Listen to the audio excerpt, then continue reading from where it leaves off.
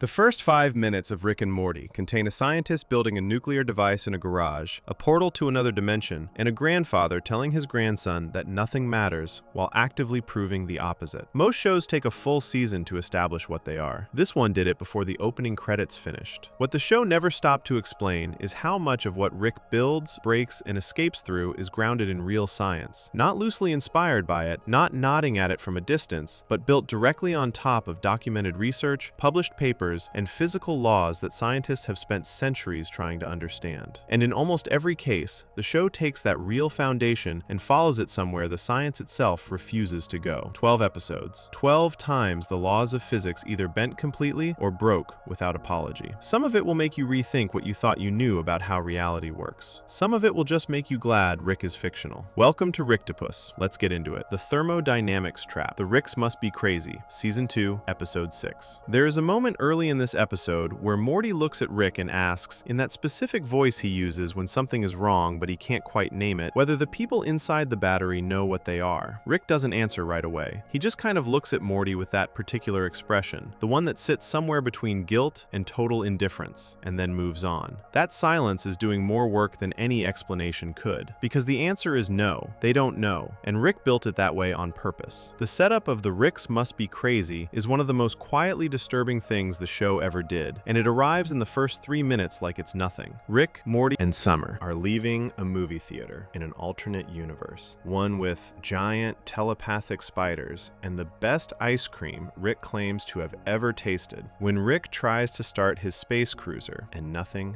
happens. Dead battery. For most people, a dead battery means a phone call and a wait. For Rick Sanchez, a dead battery means climbing inside the battery itself to find out what went wrong. And what is inside the battery is not a collection of cells and wires. What is inside the battery is an entire universe. Rick made it. He built it from scratch. He put what he describes as a void inside a modified time field and let it sit there until a planet formed, and then until life crawled out of that planet, and then until that life became intelligent. He gave those intelligent creatures a device called a Google box, a machine that generates electricity when people work it. The creatures use that electricity to power their whole civilization. Their lights, their cities, their technology, everything they have runs on the Google box. What they don't know is that most of the power they generate quietly bleeds upward, out of their universe entirely and into the battery of Rick's car. Rick never has to pay for gas. He never has to charge anything. He has an entire civilization of people working, unknowingly and forever, to power his rides around the galaxy. When Morty points out that this sounds like slavery, Rick shrugs it off, and the episode moves forward. Now here is where the physics comes apart, and it comes apart in a way that the show is actually showing you on purpose, even if it never stops to explain it directly. The first problem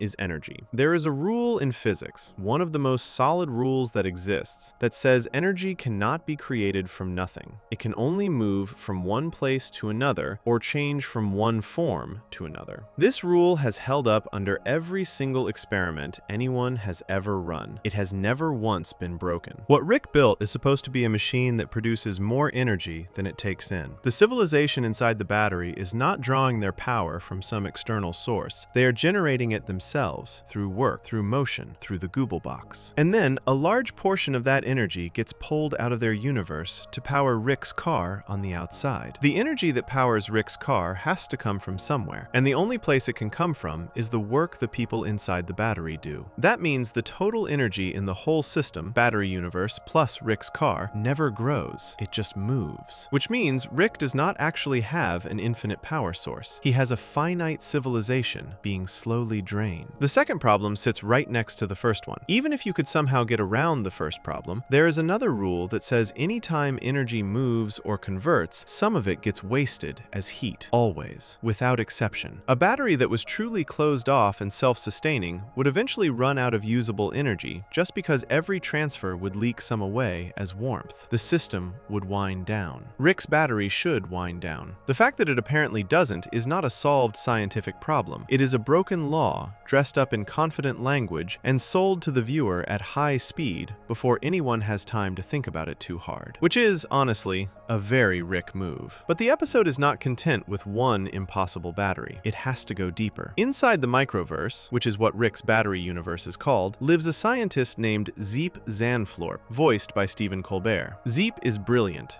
arrogant, and deeply frustrated with the Google box. He thinks there is a better way to power his world.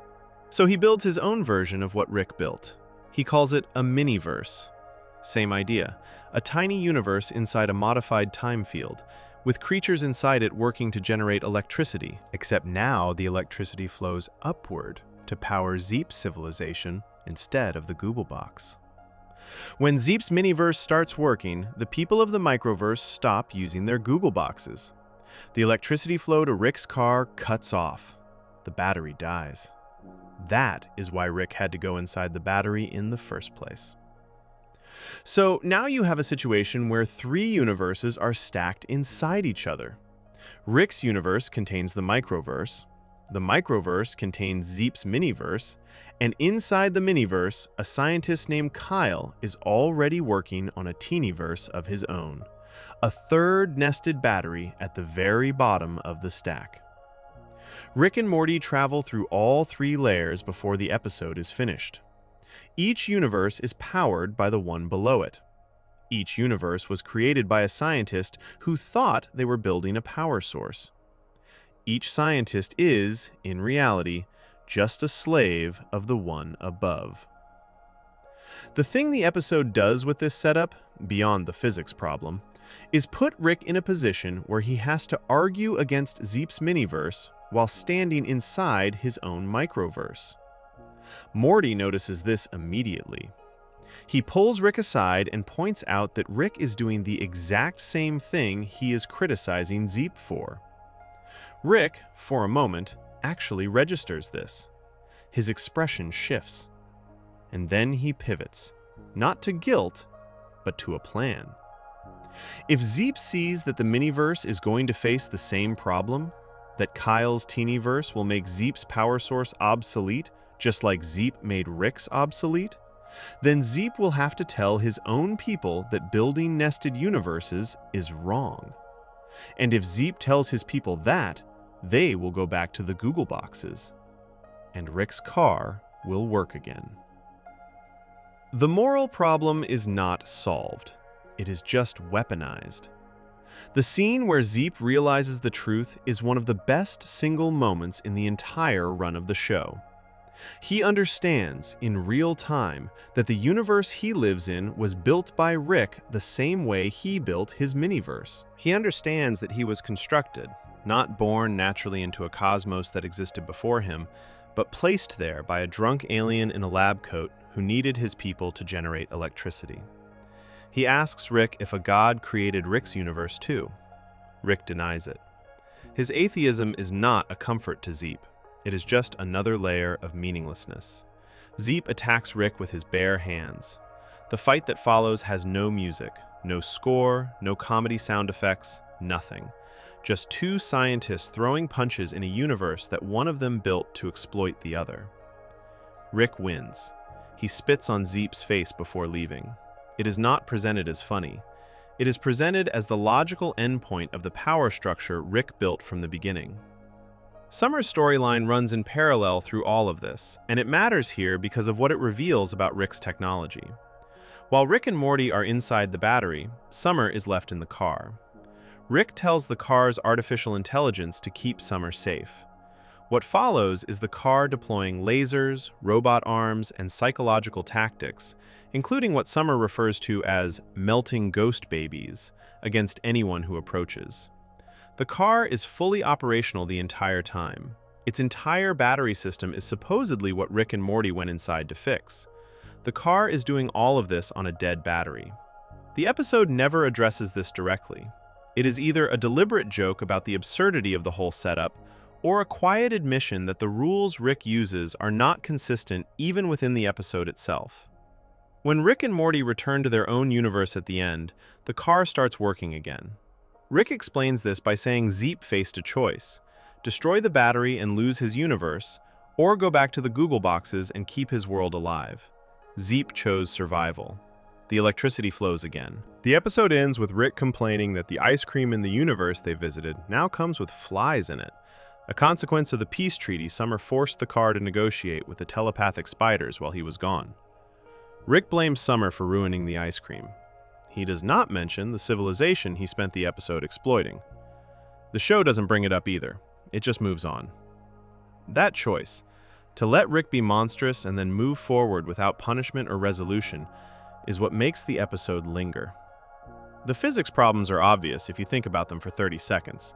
The thermodynamics alone should make the whole setup fall apart. But the show is not really interested in whether Rick's battery could work. It is interested in what kind of person builds one, and what that person does when someone inside the battery figures out the trick. The answer, in this episode, is that the person with the portal gun wins. Not because they are right, because they can leave. The episode aired on August 30th, 2015. Dan Guterman wrote it. Dominic Polcino directed it. It holds a 9.3 on IMDb. It is the only episode of the entire series in which neither Beth nor Jerry appear or are mentioned. And critics noticed, the tightness of the story is connected directly to the absence of the home subplot. Every minute goes to Rick, Morty, Summer, and the three-layer universe problem. Nothing is wasted.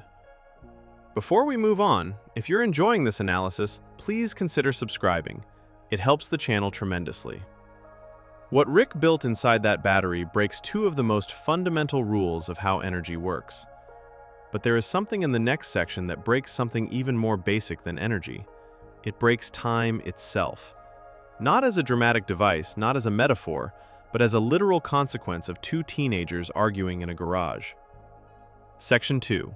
Uncertainty destroys reality. A Rickle in time. S2E1. The last thing that happened before this episode starts is that Rick froze time. Not as a metaphor, not as a figure of speech, he literally stopped all movement in the universe so that Morty and Summer could clean up the damage from a house party without their parents noticing. Beth and Jerry have been standing frozen in the driveway for 6 months. Birds are stopped mid-flight outside, rain is hanging in the air. The whole world is paused while 3 people vacuum carpets and scrub walls in a house that should not have existed in that condition when morning arrived. When the episode opens, the cleaning is done. Rick is about to restart time. And before he does, he tells Morty and Summer something important. He says their time might be unstable for a while. He says this casually, in the same tone someone might use to mention that a car might pull slightly to the left. He does not elaborate. He tells them not to touch their parents yet, bribes Beth and Jerry into leaving for ice cream with a pile of unmarked bills he kicks across the floor, and unfreezes the universe. For about 45 seconds, everything seems fine. Then, Morty and Summer start arguing about which one of them is closer to Rick. They shove each other, and time breaks. Not cracks, not bends, breaks. The house splits into 2 versions of itself, running side by side, slightly out of sync. 2 Ricks, 2 Mortys, 2 Summers. 2 separate realities that both exist at the same time in the same space, each one slightly different from the other. Rick opens the garage door to show them what has happened, and outside there is no neighborhood. There is no sky. There is a black void filled with cats floating in every direction, silent and still, eyes open. Those cats are not random. They are a reference to one of the most famous thought experiments in science, proposed by Austrian physicist Erwin Schrödinger in 1935. Schrödinger wanted to point out a problem with how scientists were thinking about very small particles. The thinking at the time was that a particle could exist in multiple possible states at the same time, dead and alive, here and there, spinning one way and spinning the other, until someone looked at it and forced it to pick one. Schrödinger found this ridiculous. He imagined a cat placed inside a sealed box with a tiny amount of radioactive material and a device that would release poison if even a single atom of that material decayed. Since you cannot know whether the atom has decayed without opening the box, the scientific logic of the time seemed to suggest the cat was simultaneously both alive and dead until someone checked. Schrödinger thought this was absurd. The show fills the quantum void with those cats as a visual joke and a genuine nod to exactly that idea. Rick, Morty, and Summer are in a state like the cat. They are outside of any definite timeline, existing in a space where the rules have not settled yet. The episode was written by Matt Roller and directed by Wes Archer. It premiered on July 26, 2015. It was the Season 2 premiere, and co-creator Justin Roiland was the one who insisted that the episode pick up directly from where Season 1 ended. Mid-freeze, mid-party aftermath, no time skipped. Dan Harmon has said that he toyed with the idea of keeping time frozen for the entire season. They decided against it. Instead, they made the act of unfreezing time the entire problem. The science underneath the episode is built on the Heisenberg uncertainty principle. Werner Heisenberg was a German physicist who, in 1927, described something that had been bothering scientists for years. The more precisely you measure where a particle is, the less you can know about how fast it is moving. And the more precisely you measure its speed, the less you can know about where it is. This is not a limitation of measuring tools. It is not a problem that better equipment could solve. It is a property of reality itself at the smallest scale. The act of pinning down one piece of information about a particle makes another piece of information genuinely, physically unknowable. Not hidden, not hard to measure, actually undefined until you look. The episode takes this idea and scales it up to a human level. Rick, Morty, and Summer have been living outside of time for 6 months. Their position and their movement through time have been, in a sense, undefined. When time restarts and they try to rejoin the normal flow of cause and effect, the uncertainty that built up during those 6 months becomes a problem. Their bickering, their emotional refusal to settle into certainty about who Rick likes more, becomes the physical mechanism that splinters reality. The show connects the physics concept to something deeply personal and petty, which is exactly the kind of translation the show does better than almost anything else. The universe does not break because of a bomb or a machine or a catastrophic experiment. It breaks because 2 teenagers argued. Rick explains to them that they are in 2 equally possible versions of what should be one reality. He says they are entirely hypothetical. The word he uses in the episode to describe their situation is that they exist as 2 equally possible impossibilities. He sits them down at a whiteboard and, in the most uncomfortable version of a science lecture imaginable, explains that he thinks no less of either of them than he does of the other, which is to say he thinks very little of both of them, and they should stop being uncertain about it because their feelings are creating additional timelines. He tries to use a time crystal, something he obtained through illegal means, to fuse the 2 realities back together. The fusion fails because Morty and Summer keep generating new uncertainty. Their doubt, their hesitation, their inability to commit to a single version of events keep splitting the timelines further. By the time a 4-dimensional being arrives, a creature that exists outside of regular time and space, shaped like a man with a very specific and memorable anatomy, the situation has split into 4 separate realities, and then later, into dozens. The 4-dimensional being is played by voiced actor Keith David. He appears to scold Rick for his handling of the situation. He points out that Rick tried to repair broken time using a time crystal while standing inside the broken time, which the being describes as the kind of error a 3-dimensional creature would make. The insult is specific and anatomical and genuinely funny. He gives Rick, Morty, and Summer time-stabilizing collars that should merge the timelines back into one. Because Rick obtained the time crystal illegally, the being informs them they will go to time prison forever. Rick tells Morty and Summer to break their collars. They break their collars. This creates more realities. The number of parallel versions of the three of them multiplies rapidly. The animation during this sequence was so complex that it nearly broke the production entirely. Producer Ryan Ridley has confirmed that to render a single shot from this episode, a computer had to be taken completely offline for nearly 14 hours. When their international animation partner, Bardell Entertainment, returned shots, the in-house team would try to edit them further for variety, adding slight differences between each parallel version of the same scene. In one case, a single layer went missing near the end of a shot, requiring the entire composite to be rebuilt from scratch. The episode's production put the entire second season behind schedule. What you are watching during those split-screen sequences, where 2 or 4 or more versions of the same characters run side by side, making slightly different choices, is the show's animation team doing something that had genuinely never been attempted at that scale in an animated series. The differences are subtle in some versions and obvious in others.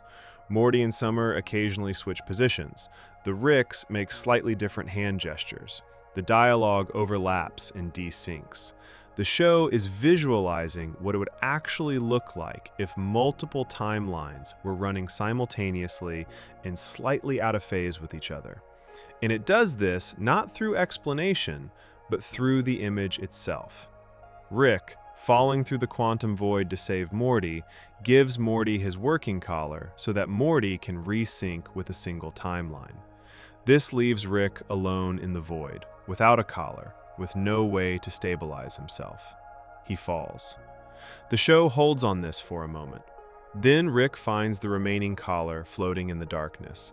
He repairs it with whatever is available to him and uses it to pull himself back into one timeline just in time. There is a subplot in the episode where Beth and Jerry, off getting ice cream as Rick requested, hit a deer with their car. Beth tries to save the deer. A hunter shows up and claims the deer belongs to him because he shot it before they hit it. Jerry, characteristically, does not help. Beth, characteristically, fights. This subplot has almost no connection to the main story except in tone. Both stories are about people trying to hold on to something that is slipping away from them, and both end without a clean resolution. The four-dimensional being, furious about the collar situation, chases Rick through the fractured timelines. He and a companion eventually end up in the wrong time period entirely after Rick's interference.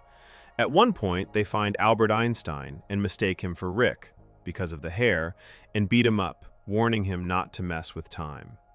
The show's note, delivered without emphasis, is that this is what inspired Einstein to develop a theory of relativity in the first place.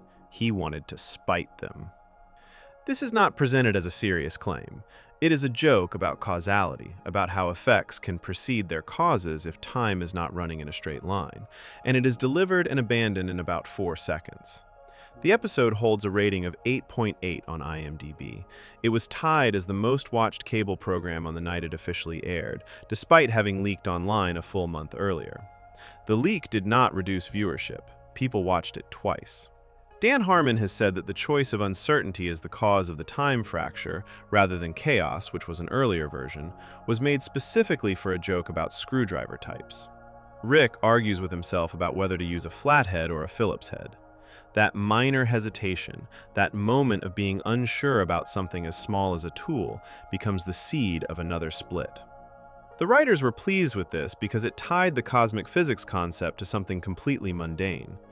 The universe does not require a grand reason to break. A screwdriver argument is enough. What the episode is really doing, underneath all the split screens and floating cats and four-dimensional beings, is taking the idea that reality is not fixed, that at the smallest levels of existence, things are genuinely unresolved until forced into a single answer, and asking what that would mean for people. Not particles, people. If human uncertainty, the ordinary kind, the kind that shows up in sibling arguments and moments of doubt, could actually split the fabric of the world, then every moment of indecision is a potential catastrophe. The show makes this funny. It also makes it feel, in a specific way, true. Before we move on, if you're enjoying this analysis, please consider subscribing. It helps the channel tremendously. But as strange as broken time is, the show has done something even harder to explain. In the next section, Rick doesn't break time. He breaks an entire planet's population using nothing but bad science and a sneeze, and then solves the problem in a way that made an entire generation of viewers stop laughing mid-episode and sit very quietly for the rest of the night. Section 3. Viral Physics and the Cronenberg Catastrophe. Rick Potion number 9, Season 1, Episode 6. There is a version of this episode that could have been a simple cautionary tale. Boy asks grandfather for love potion goes wrong, boy learns lesson, everyone goes home. The show had every opportunity to do that. It chose not to. Instead, it took the premise of a love potion gone wrong and followed it to its absolute logical end, without flinching, without resetting, without letting anyone off the hook. By the time the episode finishes, the world is destroyed, 2 corpses are buried in a backyard, and Morty is sitting in his bedroom playing video games with the specific blankness of someone who has permanently changed inside and has nowhere to put it. This episode aired on January 27, 2014. Justin Roiland wrote it. Steven Sandoval directed it. It was the 6th episode of the first season, and according to the Art of Rick and Morty book, it was originally written as the 3rd episode before the show was even picked up.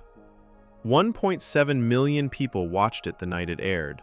Most of them did not see the ending coming, because nothing in the first 5 episodes suggested the show was capable of what it does in the final 4 minutes. The setup is straightforward. Morty has a crush on a girl named Jessica. There is a school dance coming up. Jessica has the flu. Morty asks Rick for a love potion, and Rick, after explaining that love is just a series of chemical reactions in the body, which is actually what scientists say, that attraction and bonding are driven by real chemicals produced in the brain, makes one from vole hormones. Voles are small rodents that are famously one of the few animals that form lasting pair bonds, meaning they genuinely stay with one partner for life.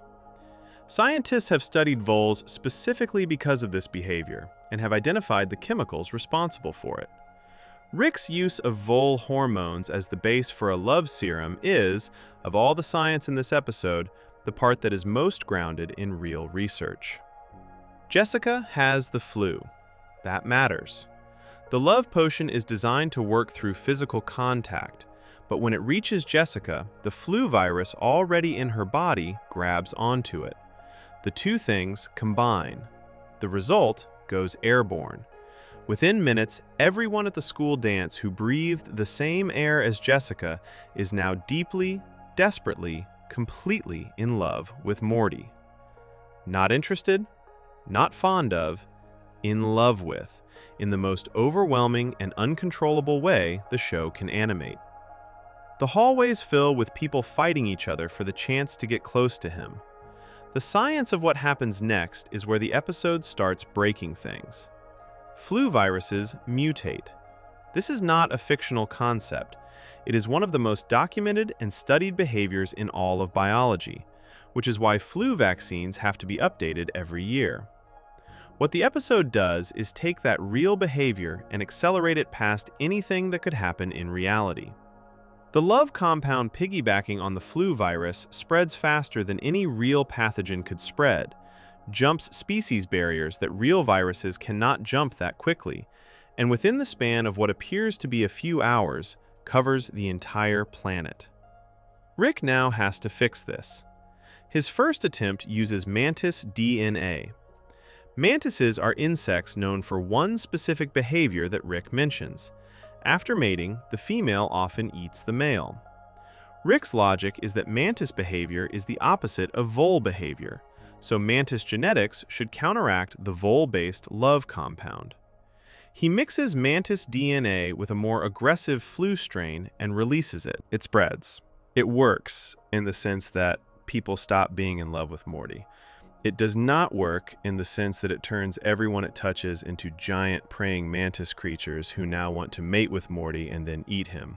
The crowd of lovesick people becomes a crowd of giant insect monsters with a different but equally dangerous interest in Morty's continued existence. Rick tries again. His second antidote is a combination he lists out loud: koala, rattlesnake, chimpanzee, cactus, golden retriever, shark, and what he describes as just a smidge of dinosaur. Morty asks how mixing those things together would possibly return people to normal. Rick tells him that DNA is more complicated than he thinks, and that this should do it. He releases the compound. At first, it seems to be working. People are returning to normal shapes. Then, they are not. What they are turning into is something the episode names Cronenbergs, after the Canadian filmmaker David Cronenberg, who made his career directing films about bodies transforming in horrible ways. The Cronenbergs are not praying mantises. They are not people. They are something in between everything and nothing. Humanoid shapes with no consistent form, made of what looks like melted flesh arranged badly. They are not hostile in an organized way. They are just wrong, in every direction, without remedy. Rick stands on a rooftop with Morty and looks at the city. He says he does not know what he was thinking. He says DNA is more complicated than he estimated. He says, with the specific flatness of someone who has accepted a situation they cannot reverse, that this is it. This is where they are now. What he does not do is try a third time. Instead, Rick pulls out a device and starts scanning. He is looking through the multiverse, through the infinite parallel versions of their reality, for a specific combination of events. He needs a version of the world where an alternate Rick and Morty solved the Cronenberg problem successfully and cured everyone, and where that same alternate Rick and Morty also happened to have died very recently for unrelated reasons, leaving their lives open for replacement. He finds one. In that version, the cure worked. Immediately after it worked, there was an explosion in the garage that killed both of them. Their bodies are still fresh. Their family does not know yet. Rick opens a portal. He and Morty step through into a version of their home that looks identical to the one they left, except the air is different, the light is slightly different, and in the garage there are two bodies that look exactly like them. They bury the bodies in the backyard. Then they go inside. Rick sits down. Summer runs in from upstairs, excited that her dad is okay, not knowing that the man she is hugging is not the Rick she knew 10 minutes ago. Morty sits at the foot of his bed in this new version of his room and stares at nothing. The show cuts to a shot of him from the doorway. He is holding a video game controller. He is not playing. He is just sitting with it in his hands, because sitting is what he can manage right now. The song that plays over this sequence is Look On Down from the Bridge by Mazzy Star. It was chosen deliberately. It is a slow, soft, genuinely sad song, and it does not soften what just happened. It underlines it. The choice to use a real, well-known piece of music in this moment rather than a composed score was significant, because it signals to the viewer that the show means this. This is not a joke with a sad face on it. This is the show being honest about what it just did. What it just did was establish that the Rick and Morty who the audience has been following since the pilot are gone. Not Rick C137, who remains the same person throughout the series, but the Morty who grew up in the dimension the show started in. That Morty is now living in someone else's life, in someone else's room, next to the buried body of a version of himself that was better at handling the situation. Every episode from this point forward takes place in what the fan community calls Dimension C131, not the original dimension. The original dimension, now overrun with Cronenbergs, continues to exist. Jerry, Beth, and Summer, the originals, are confirmed to still be alive in it, surviving in the ruined world by hunting Cronenbergs for food. This is shown in the Season 6 premiere, Solarix, when the portal gun resets and sends Morty back to his original dimension, where he encounters his biological father, who has become a hardened survivor in the wreckage. The consequences of Rick Potion number 9 are never erased. They are permanent. The episode also has a post-credits scene that most people only fully understand after watching it twice. A Rick and Morty from a universe where the baseline population were Cronenbergs, where that was just the normal way people looked, accidentally did the opposite experiment and turned all of their Cronenbergs into regular humans.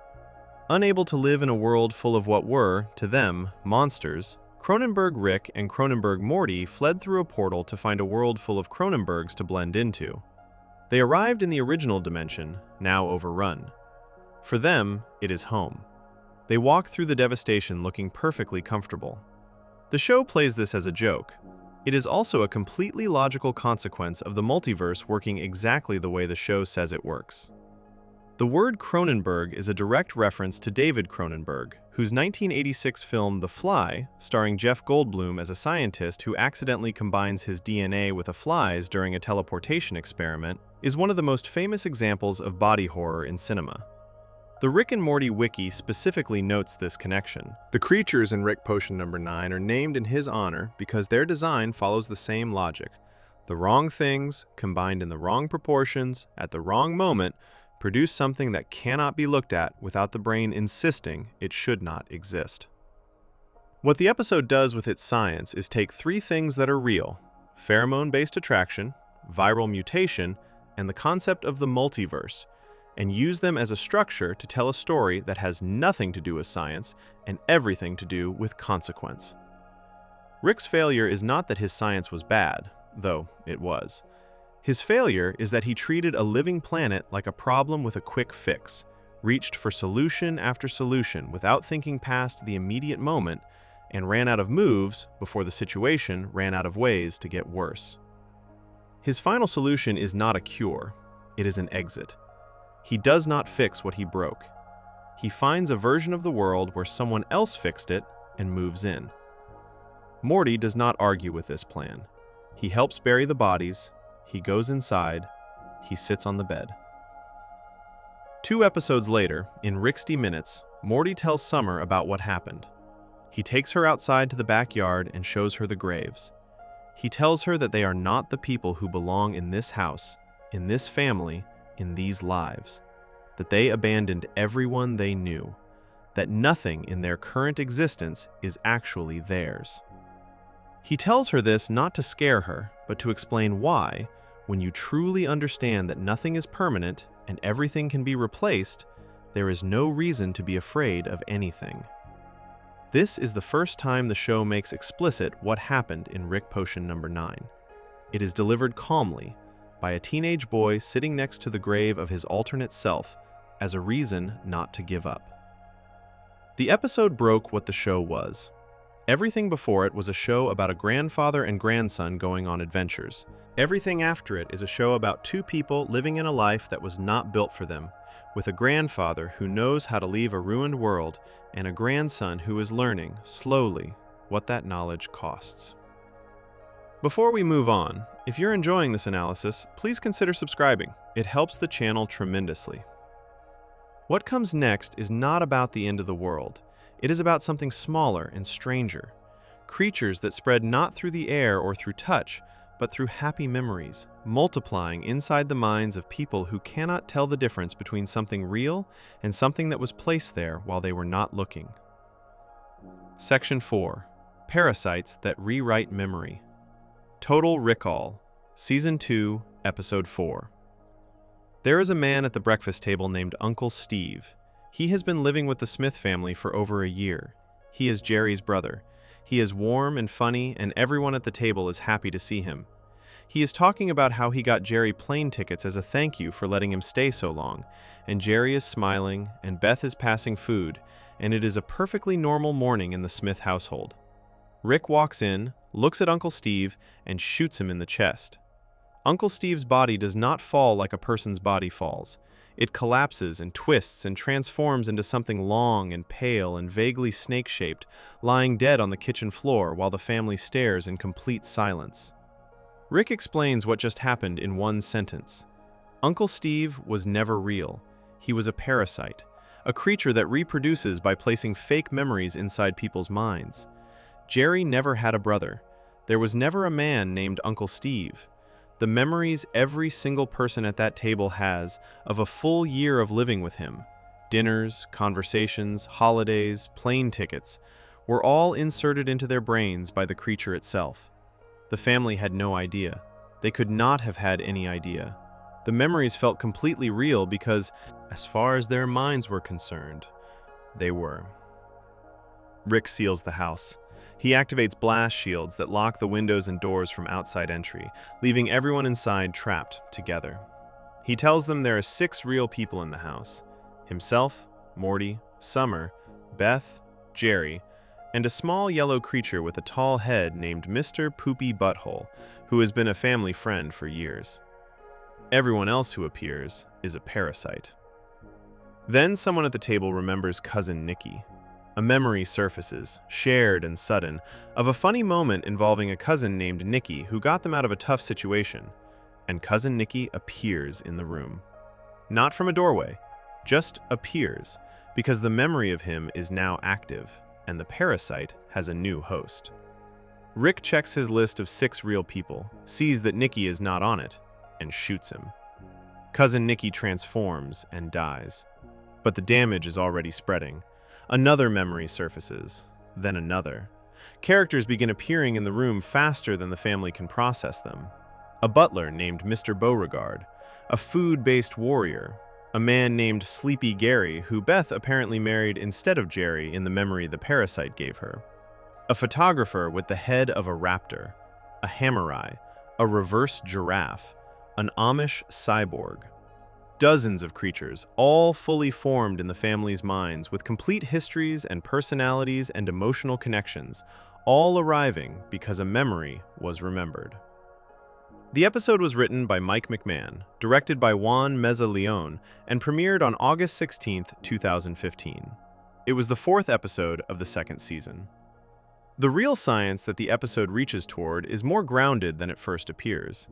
The show's parasites are fictional, but the idea that living things can hijack other creatures' minds and behavior to serve their own reproduction is not fictional at all. It happens constantly, in organisms all over the world. There is a real parasite called Toxoplasma gondii that infects rats and mice. Under normal circumstances, rats are afraid of cats. That fear is instinctive and deep, and it keeps them alive. When Toxoplasma gondii gets inside a rat's brain, that fear disappears. The rat becomes calm around cats, sometimes even attracted to them. This is not an accident. The parasite needs to be inside a cat to complete its reproductive cycle. By removing the rat's fear, it engineers the situation where the rat gets eaten, which is exactly what the parasite needs. The parasite is changing the rat's behavior from the inside to serve a purpose the rat does not know about and would not choose. There is also the rabies virus, which the show references directly in an earlier episode called Total Recall's Scientific Parallel. Rabies targets specific parts of the brain responsible for aggression and fear and alters both. An infected animal becomes more aggressive, more likely to bite, more likely to spread the virus. The virus is not thinking. It has no plan. But the behavioral change it causes in its host is perfectly designed to ensure its own survival and spread, as though it were. What the Total Recall parasites do is a fictional version of this same logic, scaled up dramatically. Instead of changing behavior, they change memory. Instead of making a host more likely to bite, they make a host more likely to protect and accept a new creature. The parasite inserts itself into a person's history, fills that history with warmth and friendship, and the person's own mind does the rest. The person defends the parasite because they love it, because they remember loving it, because the love was manufactured so perfectly that there is no way to feel the seam where it was stitched in. The episode's solution to this problem is the moment that makes it genuinely brilliant. Rick is yelling at Morty in the garage. He is saying terrible things, listing out awful memories, being exactly as cruel as he sometimes is. Morty is listening. And then Morty has a realization, so simple that it lands like something heavy. Every memory the parasites have ever produced is a good one. Every single fake character appeared in a moment of warmth, help, laughter, connection. The parasites cannot create bad memories. They can only create pleasant ones. Which means that any relationship a person has that contains no bad memories whatsoever is a parasite. And any relationship that contains real pain, real awkwardness, real disappointment, that is proof of something genuine. Morty knows Rick is real because he remembers Rick being awful to him. He does not need proof of Rick's love. He needs proof of Rick's failures, and he has years of them. That is what makes Rick real. That is what makes every member of the Smith family real to each other. The accumulated record of times they let each other down, said the wrong thing, made a bad choice, caused harm. Their imperfections are their evidence. The family arms themselves and moves through the house. Summer remembers kicking Morty in a place that hurt, for something that was not his fault. Beth remembers a drunk night when she accidentally hit Summer with a bottle on picture day. Jerry remembers being steered toward a dangerous situation by Beth during a shopping trip. Each bad memory confirms a real person. The parasites begin to panic as the family works through the house, shooting creatures who transform and die. The mood shifts fast from the chaos of the opening into something colder and more efficient. The final shot before the episode's gut punch ending is the family sitting together at the table, relieved, with the parasites gone. Everyone who survived is real. They made it. The house is sealed and the creatures are dead, and it is over. Beth shoots Mr. Poopy Butthole. He does not transform. He does not have a parasite's pale alien body underneath. He bleeds actual blood, cries out in actual pain, and collapses. As a real, living creature who has just been shot by someone who was supposed to know him. The family stares. Beth stares at what she has done. Mr. Poopy Butthole, wounded on the floor, looks up at the camera, not at the family, at the camera, at the viewer, and says he is sorry that they did not have any bad memories of him. He survives.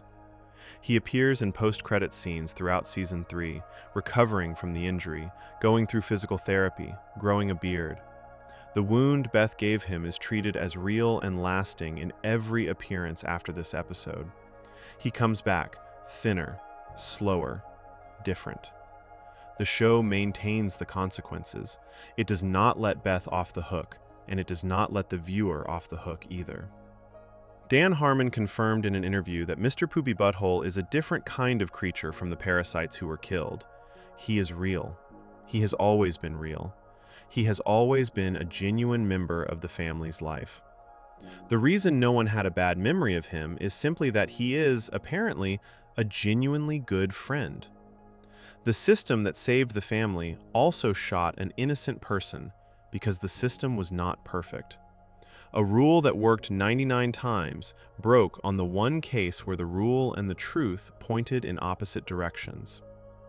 The episode's inspiration, confirmed by one of the writers in the episode's commentary, was the 1982 film The Thing, in which a group of researchers are slowly replaced by an alien organism that can perfectly copy the appearance and behavior of any creature it absorbs, making it impossible to know who is still human and who has already been replaced. The paranoia that drives The Thing, the way trust becomes impossible when identity cannot be verified, is exactly the paranoia the episode builds and then releases, but with a twist that The Thing never attempted. The Thing ends without resolution. Total Recall ends with a family at a table, certain of each other, sitting next to the evidence of a mistake they made while trying to be safe. The opening credits of this specific episode are different from every other episode of the show. Mr. Poopy Butthole has been inserted into every scene of the credit sequence, including scenes from Season 1 that he was not originally in. He appears so naturally in each shot that a first-time viewer would have no reason to question it. The show is practicing on the viewer the exact same trick the parasites practice on the Smith family. It is placing a character into a shared visual memory and daring the audience to notice the seam. Most people do not notice it the first time. They only see it after the ending when they go back and watch the credits again, and realize that the show told them exactly what was happening from the very first frame. Before we move on, if you're enjoying this analysis, please consider subscribing. It helps the channel tremendously. There is something in the next section that is almost the opposite of this. The parasites worked by inserting things into people's minds that were not there. What comes next is about a man who took things out. Memories that Morty actually lived through, actually survived, actually earned, and stored them in glass tubes in a hidden room beneath a garage, because some things are too large to be carried and too important to be thrown away. And Rick made the choice about which was which without ever asking. Section 5. Neuroscience on a Pickle. Pickle Rick, Season 3, Episode 3. There is a moment near the beginning of this episode where Beth picks up a syringe sitting above Rick's workbench, reads the label on it, and looks at her father. She does not say anything dramatic. She just takes the syringe, puts it in her purse, and tells Summer and Morty it is time to go. Rick, who has turned himself into a pickle and is lying on the workbench unable to move, watches the syringe leave the room with an expression that is as close to panic as Rick Sanchez ever allows himself to get in front of other people. The syringe contained the antidote that would turn him back into a human. Without it, he is a pickle. He will remain a pickle until someone brings it back. The family is going to therapy. Rick is staying home. Everyone in the room, including Rick, knows that the timing is not a coincidence. This is the setup of Pickle Rick, the third episode of Season 3, written by Jessica Gao, directed by Anthony Chun, and premiered on August 6, 2017. It was watched by 2.31 million viewers on its first night. It won the Primetime Emmy Award for Outstanding Animated Program, the first Emmy the show ever won. The Blu-ray commentary for the episode was recorded not by the show's writers or directors, but by David Benioff, D.B. Weiss, and Peter Dinklage, the showrunners and a lead actor from Game of Thrones, who were apparently fans and asked to do it. Rick is almost immediately knocked off the workbench by the family cat and washed into the sewer drain by rain. He lands in the dark and the wet, with no arms, no legs, and no way to move. He is a pickle. The situation appears to be completely without solution. What Rick does next is the part of the episode that is not made up. He spots a cockroach nearby and bites into his own pickle flesh to release brine. The brine draws the cockroach closer. When it is close enough, Rick bites through the cockroach's head at the joint between the head and the body, killing it, or at minimum stunning it, and then carefully removes part of the outer shell covering the cockroach's brain.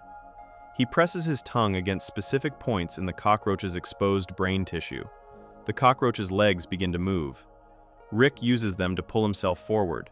He has built himself a vehicle out of a dead insect by controlling its legs through direct contact with its brain. This is the moment the episode stops being pure absurdist comedy and starts being, in a specific and documented way, real science. In 2015, a team of researchers at Case Western Reserve University in Ohio published a study in a scientific journal called Current Biology. The study was titled Central Complex Control of Movement in the Freely Walking Cockroach. What the researchers found was that all movement in a cockroach, walking forward, turning left, turning right, speeding up, slowing down, is controlled by a specific region of the cockroach's brain called the central complex. The neurons in this region are directly connected to the signals that move the legs. When those specific neurons are activated, the legs move in the corresponding direction. The connection is stored in the neurons like a set of fixed instructions, always ready, always in the same place. The researchers confirmed that physically stimulating these neurons, essentially poking them, produces movement in the legs. The cockroach does not need to be alive for this to work in a basic sense. The wiring between the brain region and the limbs is physical and consistent. Rick pressing his tongue against the right spot and getting the legs to move is not a fantasy built from nothing. It is an exaggerated version of a documented biological fact about how cockroach movement actually works. The author of a book called The Science of Rick and Morty, Matt Brady, who is also a high school science teacher, wrote specifically about this sequence. He confirmed that the central complex is a real anatomical location, that stimulating it does produce locomotion in the limbs, and that the show's depiction of the process is more right than wrong. He noted that the cockroach's nervous system is less like a single brain and more like a chain of connected nerve bundles, which actually distributes the control of movement across the body. This is part of why a cockroach can survive for a period of time without its head. The lower nerve bundles continue functioning independently. Rick's method taps into a genuine control point that genuinely exists. Real researchers have gone further than the 2015 study. A team at North Carolina State University, led by a researcher named Alper Bozkurt, filed a patent in 2007 for surgically implanted devices in arthropods, the category of animals that includes cockroaches, that could be used to steer them remotely. By implanting small electrodes into the cockroach's antenna and the nerve bundles that control movement, the team was able to guide cockroaches from point A to point B with reliable precision. The researcher described the potential application as similar to domestication, building a cooperative relationship between humans and insects for practical purposes, such as sending a swarm of cockroaches into a collapsed building after an earthquake to map the interior. Commercial kits for performing this process, scaled down for use by ordinary people willing to do minor cockroach surgery, are available.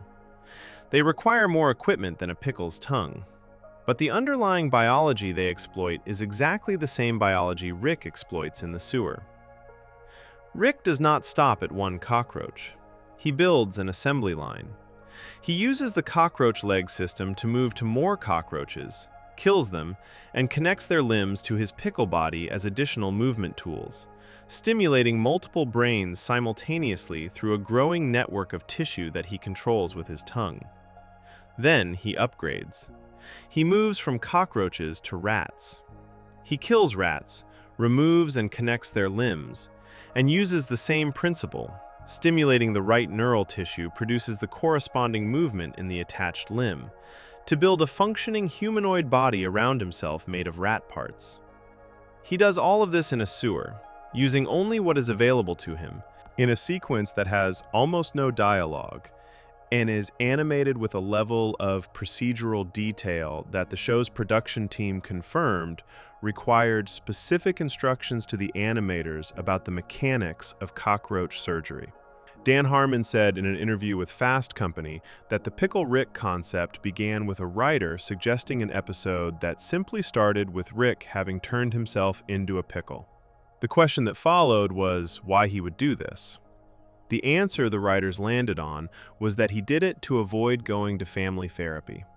He did it because he could, because he wanted to prove something to himself, and because a man who can turn himself into a pickle does not need to explain his reasons to a therapist. The family therapy concept was added because the season was dealing with the aftermath of Beth and Jerry's divorce, and the writers needed a way to keep addressing that emotional thread while Rick was busy being a vegetable in a sewer. The therapy scenes are handled by Dr. Wong, voiced by Susan Sarandon. She runs the family session without Rick, and when Rick eventually arrives at her office, battered, bloody, still technically a pickle but now wearing a functional rat part body, she delivers what the show's critics consistently describe as one of the most honest speeches the show has ever written. She tells Rick that she is not going to congratulate him for his survival adventure. She says the people who come to her office face the same basic problem he faces. They would rather do anything, however painful or dangerous or exhausting, than sit quietly and be honest about what is actually wrong with them. She says that Rick choosing to turn himself into a pickle rather than attend a 1-hour therapy session is not a sign of genius. It is a sign of someone who would rather die than be known. Rick does not argue with this. He sits there. The show does not cut away. The music does not tell the viewer how to feel. Rick Sanchez, who is nearly always the smartest person in any room and never lets anyone forget it, sits across from a therapist and has nothing to say. Because she is right, and he knows she is right, and he is not going to do anything about it. The episode ends with the family leaving the office together in Beth's car. Beth and Rick sit in the front, Morty and Summer sit in the back. The camera holds on Morty and Summer's faces as their mother and grandfather immediately pivot to discussing why therapy is unnecessary and why they are both fine and why nothing that was said in that room requires any follow-up. Morty and Summer stare forward with the specific expression of two people who wanted something to change and watched it not change in real time. The episode's cultural impact is difficult to overstate. Pickle Rick became one of the most recognized phrases and images from the entire show almost immediately after the episode aired. Merchandise appeared within weeks. A Pringles flavor was produced. A Wendy's Frosty drink was released. The character appeared as customization content in a Tom Clancy video game called Rainbow Six Siege. The meme version of Pickle Rick, "I'm Pickle Rick," shouted in triumph, spread so fast and so widely that it temporarily became its own cultural language, used by people who had never seen the episode. The problem the show quietly identified with this is the same problem the episode itself identifies with Rick's behavior. The meme version of Pickle Rick treats the transformation as a declaration of pure chaotic power. "Look at me. I am a pickle. Nothing can stop me. I have done the impossible for no reason and it is glorious." But the episode does not treat it that way. The episode treats turning yourself into a pickle as the single most elaborate avoidance behavior ever committed by a fictional character, driven by a fear so deep that Rick cannot name it and will not face it. The meme took the surface and made it a celebration. The episode took the same surface and made it a diagnosis. The cockroach brain manipulation is real. The rat limb assembly is a fictional extension of real neuroscience. The pickle transformation is not real and will presumably never be real. But none of those things are actually what the episode is about. The episode is about a man who would rather engineer a body out of sewer rats using documented insect neurology and fight his way through a heavily guarded government facility than sit in a room with a therapist and tell the truth. The science is the armor. The therapy is the point. Before we move on, if you're enjoying this analysis, please consider subscribing. It helps the channel tremendously. What comes next is not about avoidance. It is about erasure.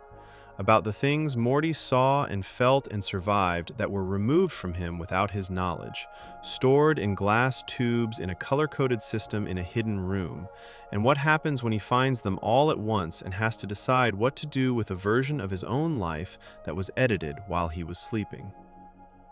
Section 6. Consciousness Sliced and Stored. Morty's Mind Blowers. Season 3, Episode 8. The episode starts with a chase. Rick and Morty are running through a maze on an alien planet, being pursued by a figure that looks like what would happen if a gothic nightmare decided to dress professionally. Morty is carrying something called a truth tortoise, a creature whose eyes, when looked into, give the viewer total knowledge of everything in the universe. Morty looks into its eyes. The episode does not show what he sees, it only shows what happens after. Morty cannot handle it. The knowledge is too large. It fills him in a way that has no exit. When they get home, Morty goes straight to Rick and asks him to remove the memory. He cannot carry what he knows. He needs it gone. Rick agrees. He leads Morty through the garage and into a hidden chamber underneath it, a room Morty has apparently never seen before, or at least does not remember seeing before. The room is lined from floor to ceiling with small crystal tubes arranged in careful rows. Each tube contains a memory. Each memory belongs to Morty. Rick has been removing them for years, storing them here, color-coding them by category, without ever telling Morty the room existed. The color system, which Rick denies is a color system even as it becomes undeniably obvious, works as follows. Blue tubes contain memories of mistakes Morty made. Red tubes contain memories of mistakes Rick made. Pink tubes contain memories of mistakes involving the wider family. There are also green and yellow tubes visible in the background of the room, whose categories are never confirmed on screen. Rick grabs a blue tube first, labels it in his head as Moonspiracy, installs it into a helmet device, and places the helmet on Morty's head. The memory plays. This is the structure of the episode. It is what Rick calls, directly to the camera in a moment of breaking the fourth wall, a clip show, of clips the viewer has never seen. He announces this after Morty suggests watching Interdimensional Cable instead. Rick says they are doing this. The episode does not ask for permission. it just begins. The episode aired on September 17, 2017. It was the 8th episode of Season 3. It was directed by Brian Newton, Wesley Archer, and Nathan Litz, and written by a team that included Mike McMahon, James Siciliano, Ryan Ridley, Dan Gutterman, Justin Roiland, and Dan Harmon. It was watched by 2.51 million American viewers on its first night. The memories that play across the episode range from genuinely funny to quietly devastating, and the episode makes no effort to separate them emotionally. They arrive in the same tone, back to back, the way real memories do, without ordering themselves by how much they hurt. In the first memory, labeled Moonspiracy, Morty becomes convinced he saw a suspicious man on the moon through a telescope. The man turns out to be his new guidance counselor, Mr. Loonis, who has entirely ordinary reasons for being where he was. Morty, unable to let go of his theory, reports his suspicions to Principal Vagina, who confronts Mr. Loonis and punches him in the face before firing him. Mr. Loonis kills himself. Morty finds out he is responsible. Rick removes the memory so Morty does not have to carry the knowledge that his paranoia and refusal to drop a bad idea cost a man his life. In another memory, Rick and Morty are trapped in a space zoo as exhibits inside a massive cage alongside a giant alien collector. Morty volunteers to send a distress signal to any scientists on Earth listening for signs of intelligent life elsewhere in the universe. Scientists respond immediately, arriving overwhelmed with excitement, believing they have made the greatest discovery in human history. Rick convinces them that he and Morty are beings of pure energy who temporarily took human form to test the scientists, and that the proper response is to surrender their ship and their clothes as an offering. The scientists comply. Rick and Morty leave in the ship. The scientists are now the exhibits in the cage they came to investigate. In another, Rick and Morty encounter an alien overlord who wants Rick to kill him so he can ascend to his version of paradise. While Rick steps away briefly, Morty talks to the alien and gently raises the possibility that perhaps there is no afterlife, that faith might just be what beings choose to believe because the alternative is too frightening to sit with. The alien, who has never once considered this, is shaken to his core. He decides he no longer wants to die. He runs from the restaurant in a panic. He is immediately hit by a vehicle outside and dragged, screaming, to what is clearly a terrible version of hell. The show does not linger. It moves to the next tube. In another memory, Beth is forced into a choice between her two children in a dangerous situation. She chooses Summer. Without hesitation, without visible internal struggle, without even a pause that might suggest the decision was difficult. Just Summer, immediately, and then a look on her face that suggests she is aware of what she just revealed about herself as a mother. Morty is standing nearby when she makes the choice. Rick removes this memory not because the event was physically traumatic, but because Morty should not have to carry the knowledge that his own mother selected his sister in a genuine crisis without a moment's consideration. The red tubes, Rick's mistakes, are the ones the episode treats with the most weight. Several of them contain memories of situations where Rick was wrong about something and Morty paid for it directly. Others contain memories where Rick did something that damaged Morty and then removed the evidence afterward rather than acknowledging what he had done. Rick denies the color-coding system is real right up until a red tube plays a memory that is unmistakably Rick's fault, at which point Morty points this out and Rick deflects without answering. The science that the episode reaches toward is grounded in real research into how memory works. The researcher Elizabeth Loftus spent decades demonstrating that human memories are not recordings. They are not fixed or permanent. Every time a person remembers something, they are rebuilding it from stored pieces, and that rebuilding process can be altered. Details shift over time. Emotions attached to events change. Memories can be placed inside people who have no actual experience of the event being remembered, simply through confident suggestion or misleading questions. People have been wrongly convicted in court based on eyewitness testimony from people who genuinely believed their own memories and were genuinely wrong about what they saw. The feeling of remembering something does not confirm that the memory is accurate. What Rick's device does is not implant false memories. That is what the parasites in Total Recall do. What Rick's device does is physically extract real memories from Morty's mind and hold them in a tube outside his body. The memory leaves the brain structure that contains it and can be reinserted later with full fidelity. The show treats this as something Rick performs with complete technical precision and presents it as something he has been doing across years of adventures without Morty's ongoing awareness or consent. Mike McMahon, one of the episode's writers, said in the show's Inside the Episode feature that Rick knows there are some things so big that it is not that you grow from them, they just destroy you. This is the logic Rick uses to justify the room. Some of what Morty experienced was simply too large to survive intact. Rick removed those memories not purely out of cruelty, but out of a genuine judgment about what Morty could carry and what would only cause permanent damage if it stayed.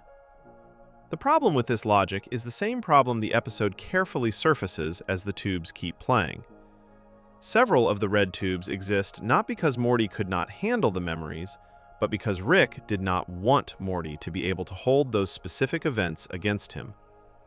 Rick made mistakes, removed the memories from the only witness to those mistakes, and filed them under a color that he then denied existed. The room is not only protection, it is also control. Both things are true simultaneously, and the show does not pretend otherwise. Halfway through the episode, the argument between Rick and Morty escalates into chaos. In the middle of it, both of them accidentally activate the memory device on themselves simultaneously and wipe each other's minds completely. They wake up on the floor with no idea where they are, who the other person is, or what any of the hundreds of tubes around them contain. Morty, desperate to rebuild himself, begins grabbing tubes at random and injecting their contents directly into his brain in no particular order. Receiving dozens of disconnected traumatic memories in rapid succession with no context or structure is too much. Morty finds a weapon. Rick, not knowing who Morty is, finds one too. They are on the edge of killing each other when Summer walks in. Summer has been here before. This exact situation, close enough to count, has happened at least 4 times before, according to the card Rick left in a specific drawer for exactly this scenario. The card is labeled Scenario 4. It contains step-by-step instructions that Summer follows without significant surprise. Administer smelling salts, restore their memories using the specific backup tubes Rick prepared in advance, return them to the couch, ensure they believe they fell asleep watching interdimensional cable. She does all of this with the calm efficiency of someone running a procedure she has run before. She has clearly done it before, multiple times. When Rick and Morty wake up on the couch, they immediately begin yelling at Summer for letting them sleep through their shows. They remember nothing. They stand up, announce they are going on another adventure, and walk out of the room. Summer watches them leave. She says quietly that this is exactly why they are always fighting and behind schedule. The camera stays on her face for a moment after they go. She is not angry. She is just tired in the specific way of someone who keeps cleaning up a mess that neither of the people making it will ever remember. The post-credits scene belongs to Jerry. He finds a cardboard box in Rick's garage labeled Jerry's Mind Blowers. Inside, Jerry's memories are stored, not in crystal tubes like Morty's, but on VHS cassettes. The detail is not explained. It does not need to be. Jerry plays one. It shows a night where he accidentally left a small alien creature in his car, forgot it was there, and found it dead the next morning. The memory is shot and scored as a direct visual reference to the 1982 film E.T., the Extraterrestrial, in which a child forms a deep and loving bond with a stranded alien. In Jerry's version, the alien simply dies alone in a car because Jerry forgot it existed. The episode's central question, whether removing a painful memory is an act of kindness or a form of theft, does not receive a clean answer. The show is too honest to offer one.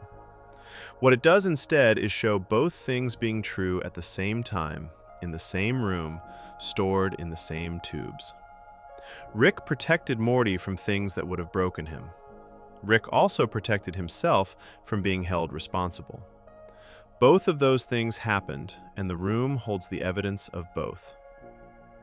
Before we move on, if you're enjoying this analysis, please consider subscribing. It helps the channel tremendously. What comes next takes everything the show has done with consequences and asks a question that sounds simple and turns out to be the cruelest thing Rick has ever engineered. What if you could undo your mistakes? What if every bad choice you made could be erased by pressing a button and starting again from a saved point? And what if the thing Rick built to give Morty that feeling was never doing what Morty thought it was doing? Not for a single second. Section 7. The Save Point Multiverse. The Vat of Acid episode. Season 4, Episode 8. The episode opens with Rick and Morty in the middle of a deal gone wrong. They are at a factory meeting with a group of alien gangsters to exchange valuable crystals. The deal falls apart almost immediately. The gangsters reveal they were never going to honor the agreement, pull weapons, and Rick grabs Morty and jumps into a large vat of liquid that he had prepared in the room in advance. The liquid is not acid. It looks like acid. It is designed to look like acid. Rick and Morty sink to the bottom, open small hatches Rick built into the floor of the vat, and wait while the gangsters stand above them, watching what they believe is the slow dissolving of a grandfather and his grandson. The gangsters do not leave immediately. This is the first problem. They stand at the edge of the vat, having what can only be described as an extended emotional conversation about what they just witnessed, discussing feelings of guilt and shared responsibility, and then decide to test whether the acid is real by checking its strength. Rick and Morty are trapped at the bottom of the fake acid vat for what becomes a very long time.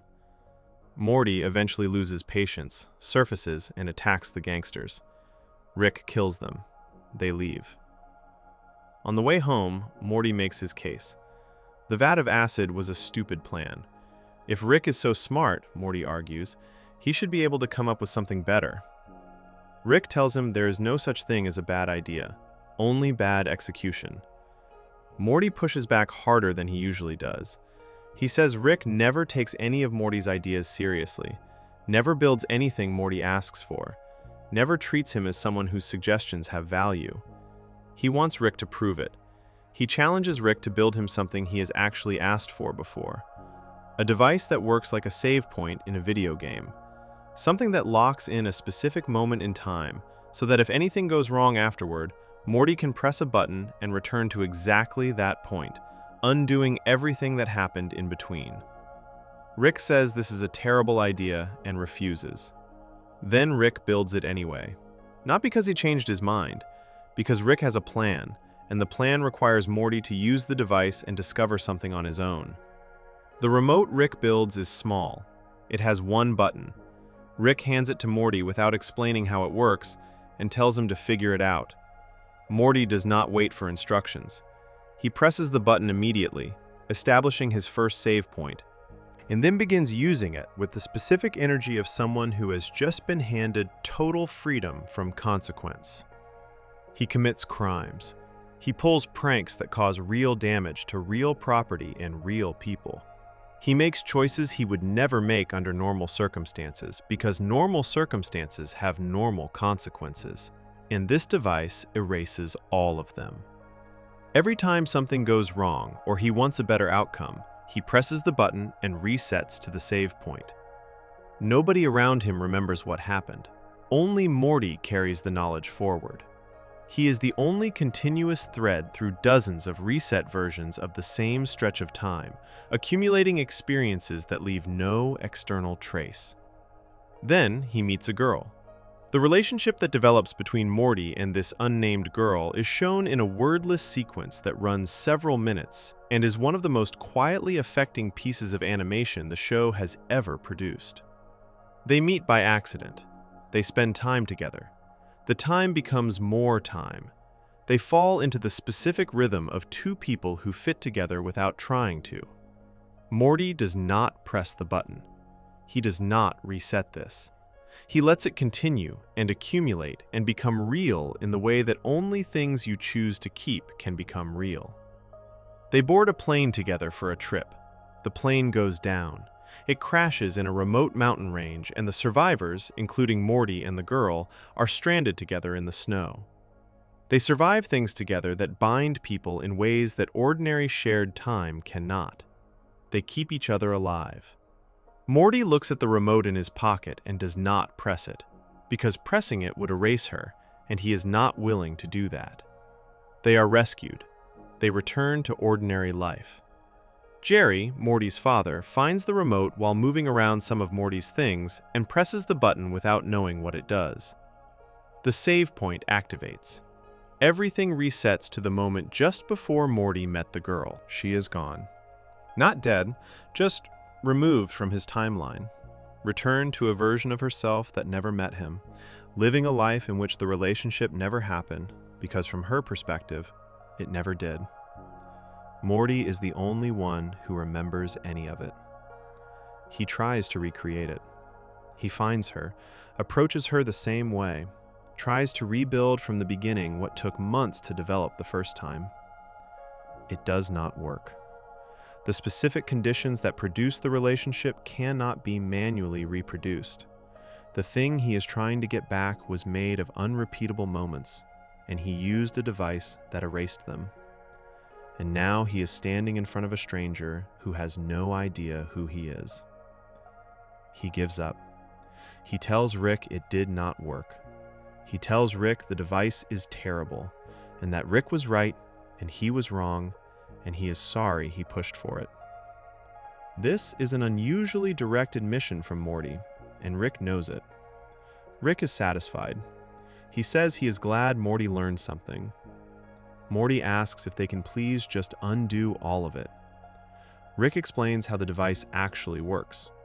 It does not save time. It does not create a checkpoint in the flow of events that Morty can return to by pressing a button. What it actually does is open a portal to a parallel version of reality where everything is identical to Morty's life up to the moment he set the save point, and teleport Morty into that reality. The Morty who is already living in that reality, the one who belongs there, is killed to make room. Every time Morty pressed the button and reset, he was not undoing his mistakes. He was moving into a new universe and displacing its rightful occupant. Every reset was a death. Every clean slate was built on a body. Morty is horrified. He asks Rick to undo everything, to fix all of it, to merge the dimensions back together so the people who died can be alive again.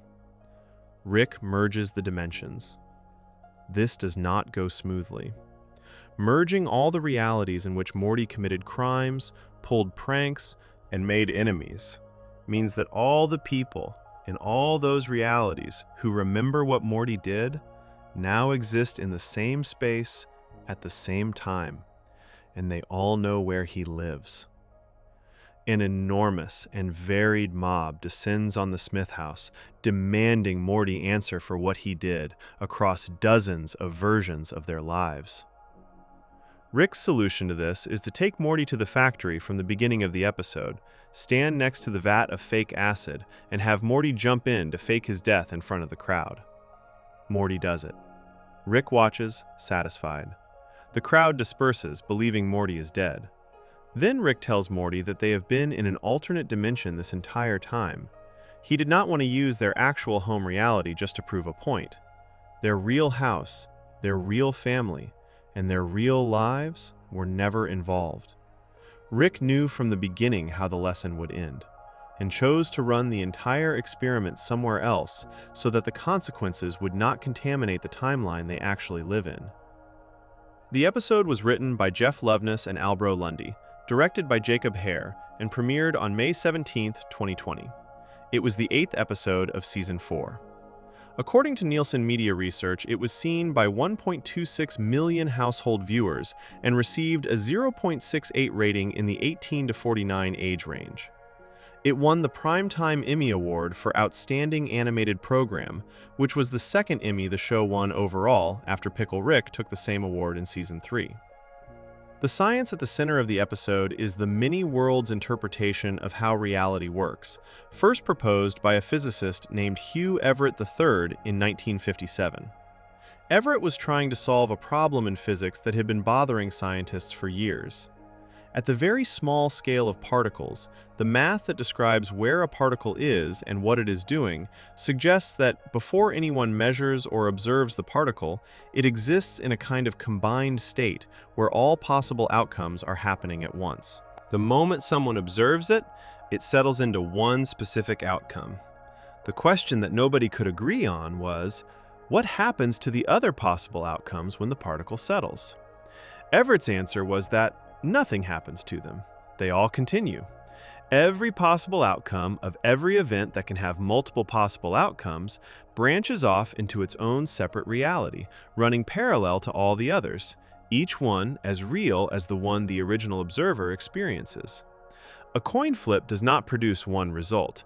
It produces two realities, one where it landed heads and one where it landed tails, both of which continue forward from that moment. Applied across every event in the history of the universe, this produces an almost impossible number of parallel realities, all equally real, all branching continuously from every decision point in every moment, everywhere. This is the foundation Rick's device is built on. Each time Morty pressed the button, the device found a parallel branch in which the save point moment still existed and moved him there. The show is using a real scientific idea about the nature of reality and following its most uncomfortable implication all the way to its end. If every version of you in every branching reality is equally real, then moving between them is not a victimless act. The version of you that was already living in the destination reality is a real person. Displacing them is not a reset, it is a replacement. The episode makes its argument about consequences through the relationship rather than through the crimes. The crimes are funny. The relationship is where the weight lives. The girl is never named in the episode. She does not speak in any of her scenes. She is shown almost entirely through the wordless montage, and in that montage, she is drawn with a specific level of detail and expression that makes her feel more like a real person than many characters who get full speaking roles. The director of the episode, Jacob Hare, confirmed that the character was designed after his own fiancée, who later became his wife, and that she also voiced the character in scenes that were ultimately cut from the final version. Her presence in the episode is real in a way the episode does not call attention to, but does not hide either. Rick does not apologize at the end. He does not comfort Morty. He says the lesson was about never making fun of him again. Ever. Which is technically what he told Morty the lesson would be at the very beginning. He is consistent in this even after Morty has just experienced genuine loss. The fact that Rick engineered a situation designed to produce genuine loss in Morty, not as punishment for being cruel, but as punishment for a moment of mockery, is not treated as something that requires examination. The show moves past it. What does not move past it is the look on Morty's face in the final moments of the episode. He understands something now that he did not understand before. Not about parallel realities or the physics of branching timelines, or how many versions of himself might exist in dimensions he will never visit. He understands that the meaning of what he does comes entirely from the fact that he cannot take it back. The choices mean something because they leave a mark. Remove the mark and you remove the meaning. Rick built a device that proved this in the most painful way available. In the post-credits scene, a police officer who believed he was immune to acid because he watched Rick and Morty apparently survive a vat of it at the start of the episode, goes on a television program hosted by Johnny Carson to demonstrate his immunity. He is lowered into a real vat of actual acid. He is not immune. The show cuts away before showing what happens next, but leaves no ambiguity about the outcome. Before we move on, if you're enjoying this analysis, please consider subscribing. It helps the channel tremendously. What comes next in this story moves away from choices and consequences and into something much older and stranger. The question of whether the world you are living in is real at all. and whether the answer to that question would change anything about how you live in it. Section 8. Dreams Within Dreams. Time Compressed. Lawnmower Dog, Season 1, Episode 2. The second episode of Rick and Morty ever made contains two completely separate stories running at the same time, and both of them break something. One breaks the idea that intelligence is safe to give away freely. The other breaks the idea that dreams are just something that happens to you while you sleep, harmless, private, and impossible to enter from the outside. The episode aired on December 9th, 2013. It was written by Ryan Ridley and directed by John Rice. It was watched by approximately 1.5 million viewers when it first aired. It is the second episode of the entire series, which makes what it attempts, two fully developed science fiction stories running in parallel, both escalating simultaneously, both paying off in the same final scene, genuinely ambitious for a show that had only existed for 1 week. The first story begins with Jerry complaining about the family dog, Snuffles, who keeps urinating on the carpet. Jerry asks Rick to make the dog smarter. Rick builds a helmet in approximately 30 seconds that enhances Snuffles' intelligence. The helmet works. Snuffles immediately becomes more obedient, more aware, and more capable. He learns to use the bathroom properly. He learns to communicate. He discovers that his helmet has empty battery slots and fills them himself, multiplying the effect. He builds a translator. He builds a mechanical arm. He changes his name to Snowball. He watches a television documentary about the history of dogs and how humans selectively bred them over thousands of years to be smaller, cuter, and more manageable, removing the traits that made them powerful in order to make them easier to control. Snowball decides this will not continue. He builds an army. By the time Rick and Morty return from the second story, Snowball has assembled a full rebellion of hyper-intelligent dogs in mechanical suits and is in the process of taking over the human race. Humans are being captured and kept as pets. The situation has gone as far as it can possibly go in the time Rick was away. This storyline is a direct reference to two things the show acknowledges openly. The title of the episode is a reference to a 1992 film called The Lawnmower Man, in which a scientist increases the intelligence of a simple-minded man until the man becomes dangerous and uncontrollable. The Dog Rebellion mirrors the plot of Rise of the Planet of the Apes, in which an animal given enhanced intelligence leads others of its kind in a revolt against human control. The show is aware it is working with familiar material and does not hide it. What it does with the familiar material is follow the logic further than most versions of the story are willing to go, and then resolve it not through conflict, but through grief. Rick incepted Snowball. While Snowball was asleep, Rick and Morty entered his dream and showed him a vision of a future in which Morty, sick and dying, needed Snowball's help.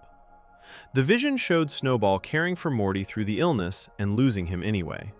Snowball woke from this dream changed. He realized that conquering humans would bring the same cruelty to dogs that humans had brought to dogs, and that the only escape from that cycle was to leave entirely.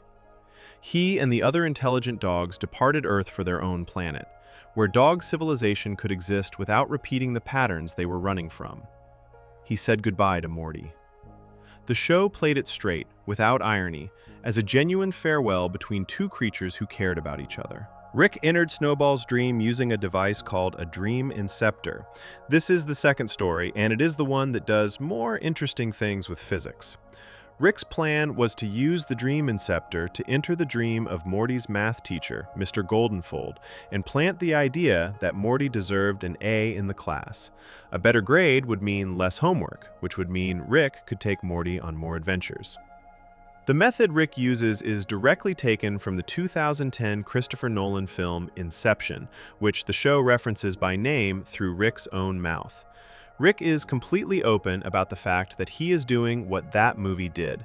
He is not pretending the idea is original. He calls it Inception and moves forward. Inside Goldenfold's dream, things go wrong almost immediately. Goldenfold has more control over his own dream than Rick expected. He can create things inside it, weapons, scenarios, obstacles, and he uses that control to fight back against Rick and Morty's intrusion. They are forced deeper. They enter the dream of a woman inside Goldenfold's dream, named Mrs. Pancakes, and then the dream of a centaur inside her dream, and then the dream of a creature called Scary Terry, described by the show as a legally safe version of the horror character Freddy Krueger, who chases them relentlessly through every layer. The rules Rick establishes for how dreams work in this episode are specific and internally consistent. If you die in someone else's dream, you die in real life. This is the opposite of how Inception works, where dying in a dream wakes you up. The show inverts the rule deliberately, and Rick states it plainly so the audience knows the stakes are real. The other rule is that time inside a dream moves much slower than time in the waking world.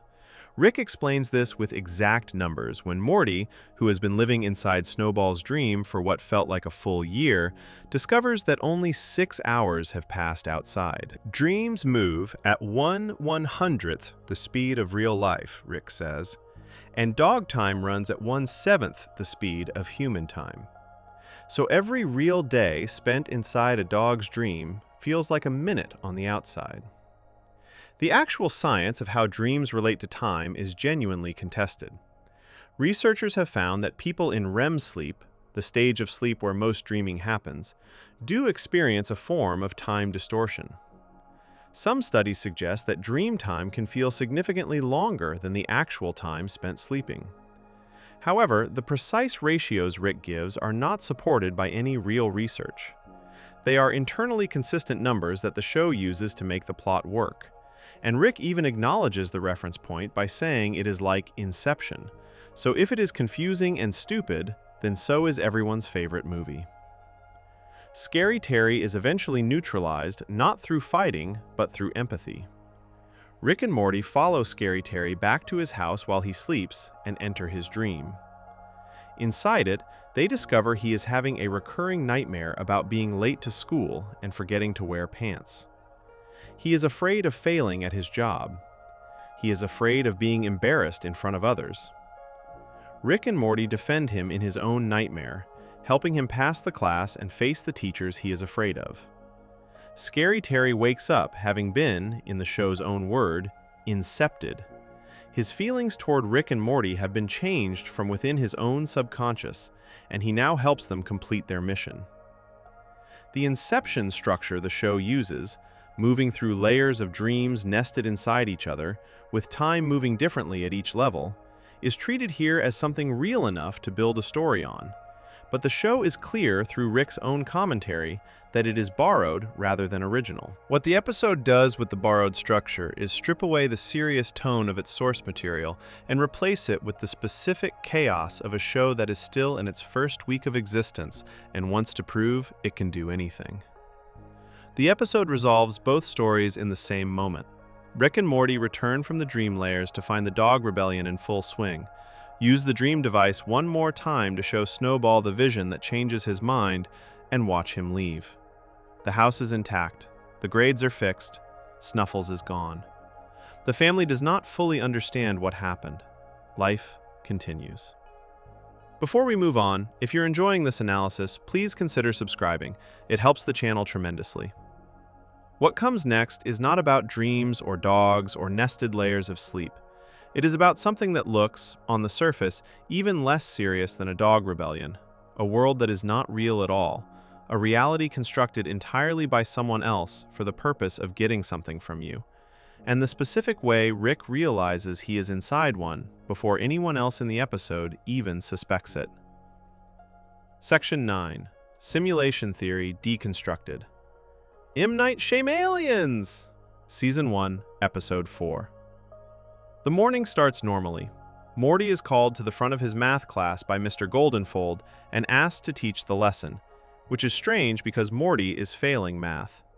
Outside the window, a girl bounces a red rubber ball against the sidewalk in a perfectly repeated loop. The rhythm never changes. The motion never varies. Rick shows up at the school, pulls Morty out of class, and drags him into the boys' locker room where he tells him to take off his clothes and get in the shower. This is not explained immediately. Rick just says it is the only safe place to talk and turns on the water. Then he explains. They are not in the real world. They are inside a fake version of it, a computer simulation built and run by an alien species called the Zygerions, described by Rick as the galaxy's most ambitious and least successful con artists. The Zygerions want Rick's formula for something called concentrated dark matter, a substance that would allow faster travel through space. They built a fake version of Rick's life, placed him inside it, and are watching to see if he will accidentally reveal the formula while going about his day. The shower is safe because the Zygerions are deeply uncomfortable with nudity and will not monitor that area of the simulation. The episode aired on January 13, 2014. It was written by Tom Kaufman and directed by Jeff Myers. It was the 4th episode of the first season. The title is a reference to the filmmaker M. Night Shyamalan, whose movies are known for twist endings that reframe everything the audience thought they understood. The episode uses that reputation as a joke. The twist is announced in the title itself, before a single scene has played. What makes the episode's science interesting is not the simulation itself, but the way Rick identifies it, and the way the show uses that identification to make a point about simulation theory as a real idea. Simulation theory is a genuine concept that serious scientists and philosophers have discussed for decades. The basic version of the idea goes like this. If it is ever possible for a civilization to build a computer simulation detailed enough to contain conscious beings who do not know they are in a simulation, then the number of simulated realities would eventually far outnumber the one real reality that spawned them. If that is true, then the odds of any given conscious being, including a person reading this or watching a television show, actually living in the original real reality rather than one of the countless simulated ones, are very small. The philosopher Nick Bostrom laid this argument out in a paper published in 2003, and it has been taken seriously enough that figures including the physicist Neil deGrasse Tyson have said publicly that the odds of our reality being a simulation are reasonably high. Rick does not need a philosophical paper to figure out he is in a simulation. He figures it out through observation. The world around him is not detailed enough. The Zygerions are running the simulation at reduced power to save processing energy, and the cuts they made to do this are visible if you know what to look for. People repeat actions. Backgrounds do not update correctly. The simulation is running at roughly 5% of full capacity in some areas, which means the fake world has the texture of something assembled quickly by people who thought they could get away with it. The show uses this detail for its best joke. Jerry was accidentally included in the simulation due to what Rick describes as a bureaucratic error on the Zygerions' part. Jerry was never supposed to be there. The Zygerions running his portion of the simulation assumed he was unimportant and allocated almost no processing power to his environment. As a result, Jerry's simulation runs so poorly, so full of glitches, repeated loops, and incomplete background details, that it is essentially a broken world. Jerry does not notice any of this. He moves through his malfunctioning simulated day, experiencing it as the best day of his life. His coworkers love his Apple slogan. His boss promotes him. A simulated version of Beth has enthusiastic, simulated feelings about him. Jerry walks through a world that is visibly falling apart and interprets every glitch as a sign that things are going his way. The episode makes this genuinely sad without ever stopping to be sad about it. Jerry's day is played entirely for comedy, and the comedy works, and underneath it is the quiet observation that Jerry's expectations of life are so low that a simulation running at 5% capacity is more than enough to satisfy them. The real world has never given Jerry a day this good. The fake one does it easily. Rick's plan to escape involves overloading the simulation's processing capacity. He and Morty stage an unannounced rap concert and instruct the simulated crowd to perform an escalating series of increasingly complex actions simultaneously. The more things the simulation has to render and process at once, the slower it runs. Rick is attempting to freeze it entirely by flooding it with demands it cannot meet. The plan works. The simulation slows, stutters, and stops. Rick and Morty escape. But the escape leads to another simulation. Rick recognized immediately that the first escape was too easy. The Zygerians anticipated that he might try to overload the simulation and built a second one around the first, a backup layer designed to catch him if he broke out of the initial environment. Rick knew this was coming. He had already adjusted his plan. The formula he eventually gives to the Zygerians, in the moment when they believe they have finally won, is wrong. It is a fake formula built to look real. Rick fed them bad information dressed up in the confident language of correct information, which is exactly what they tried to do to him. The Zygerians follow the fake formula. The head Zygerian, played by comedian David Cross, mixes the compounds exactly as Rick described. The mixture requires combining a substance called plutonic quartz and cesium. Cesium is a real element. In reality, cesium reacts extremely violently when it comes into contact with water, producing enough energy to cause a significant explosion. The Rick and Morty wiki confirms that the main reason the Zygerian ship explodes at the end of the episode is because cesium is highly reactive and explosive when it meets water, and the proportions Rick gave them made the reaction catastrophically worse. The fake formula was not just wrong, it was designed to destroy the people who used it. The Zygerian ship explodes. Rick and Morty watch from a safe distance. The episode ends at night with Rick appearing in Morty's doorway, holding a knife. He is drunk. He demands to know if Morty is a simulation. He is not asking calmly.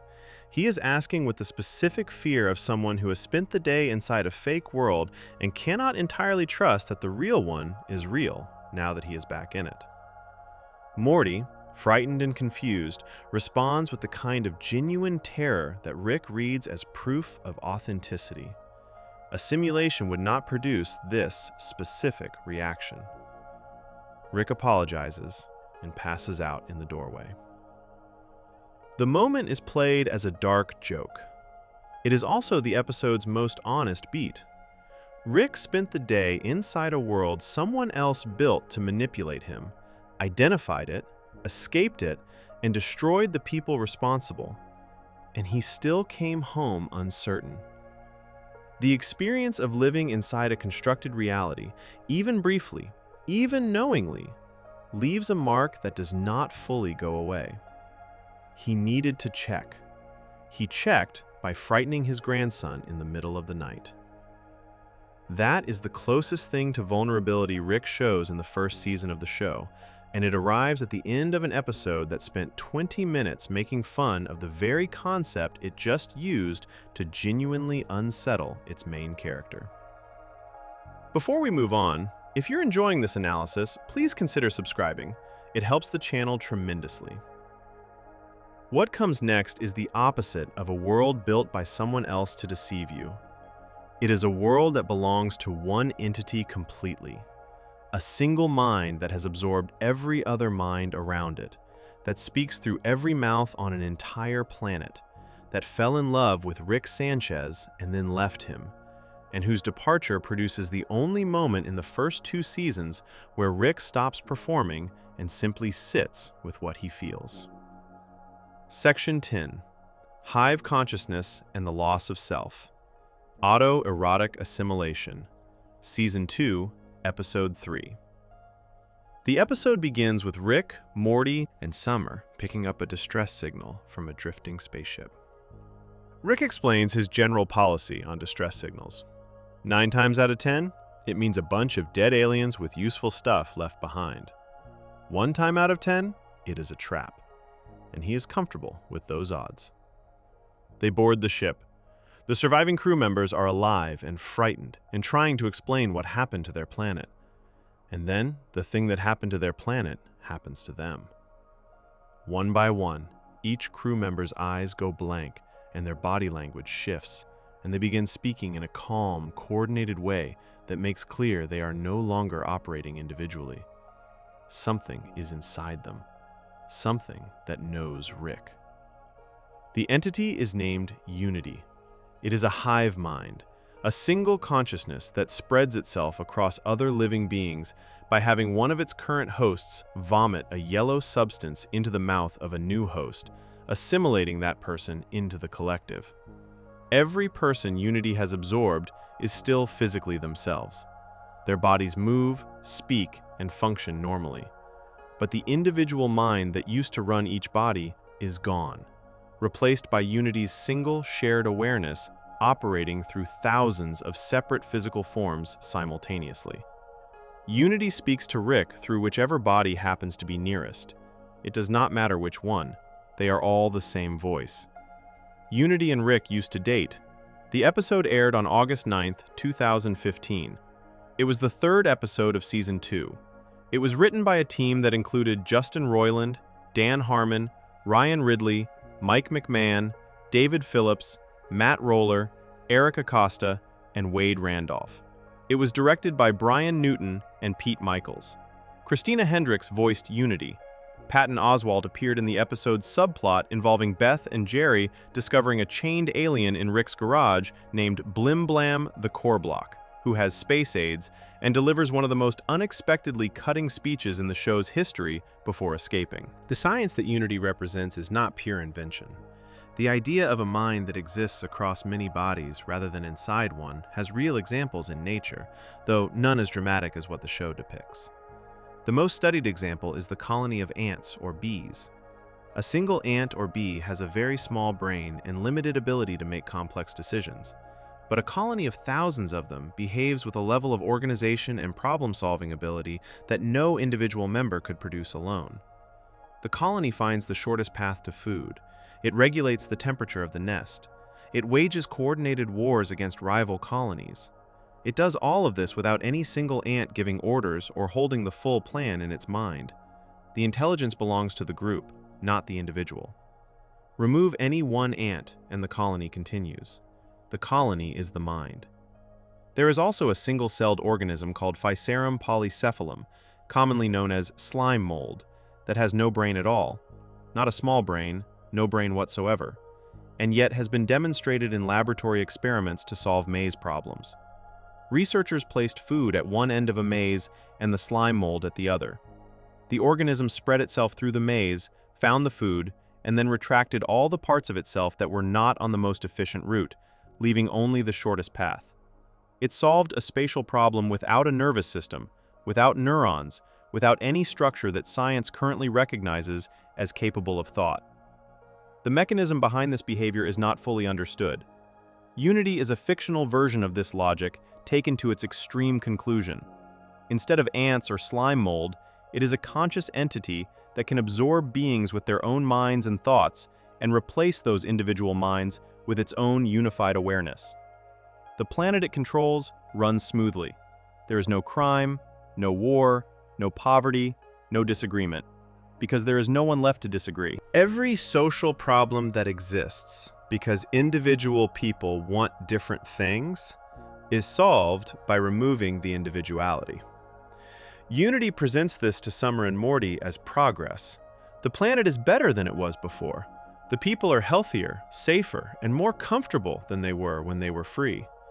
Summer objects to this. She spends most of the episode trying to liberate the planet's population from Unity's control, arguing that freedom matters more than comfort, and that a life lived inside someone else's mind is not really a life at all. Morty is less certain. The planet does seem better. The argument the episode is making is not a simple one, and it does not resolve cleanly in either direction. What the episode is most interested in is not the philosophical debate about free will. It is Rick. Rick and Unity spend the episode together in a way the show depicts as a genuine reunion between two people, or one person and one entity, who have real history. Rick asks Unity to fill a stadium with red-headed women. Unity does it. Rick asks Unity to adjust a television show he is watching to match plots he prefers. Unity controls the local broadcasting infrastructure and does it. Rick and Unity spend their time together using an entire planet's worth of bodies and resources as props for their shared entertainment, and the show lets this run long enough that the viewer understands it as something genuine between them, rather than just Rick being destructive. Unity eventually loses control of parts of the population. Rick and Unity's behavior together has been so consuming that Unity has been neglecting the continuous effort required to maintain complete assimilation across the whole planet. When Unity's attention slips, the underlying individual consciousness of the affected beings begins to resurface. Old divisions return. A race war breaks out between two groups whose differences Rick describes as one group having cones on their heads and the other not having cones. The conflict escalates quickly. Morty and Summer are caught in the middle of it. The planet begins to deteriorate into exactly the kind of chaos Unity had previously eliminated. Rick does not notice for a while. He is busy. When Unity leaves, it does so through a note. Multiple notes, actually, placed everywhere throughout the planet, written in Unity's handwriting through whatever hands were nearest. The notes explain that Unity cannot be with Rick. They are too alike, the notes say, in a specific way. Both of them change the things around them into versions of themselves, though Rick does it through influence, and Unity does it through direct assimilation. Rick leaves every relationship worse for having been in it, the note says, not because he means to, but because he cannot stop. He is too much of himself for anything else to survive at full strength nearby. The note says Unity loves him. It says that is exactly why it has to go. Rick comes home to an empty planet. He goes to the garage. He builds a machine. The machine has one purpose, which the show makes visually clear through the way it is constructed and aimed. Rick turns it on. It fails. He passes out.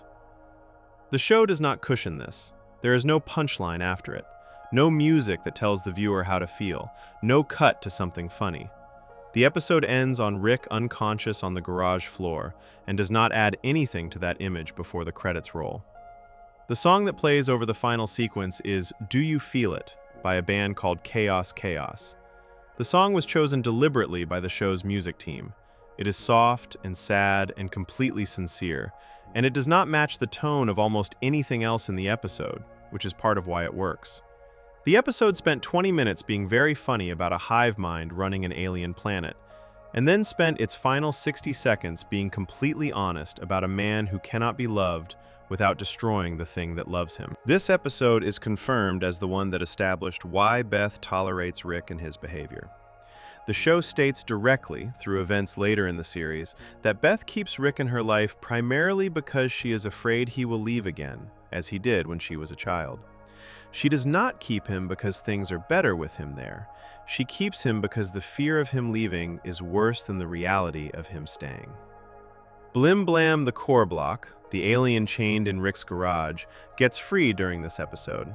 Before he leaves, he delivers a speech to Beth and Jerry in which he points out that their marriage is terrible, their relationship with each other is driven entirely by mutual self-loathing, and the idea that any of their problems have anything to do with Rick is something he finds genuinely confusing to listen to.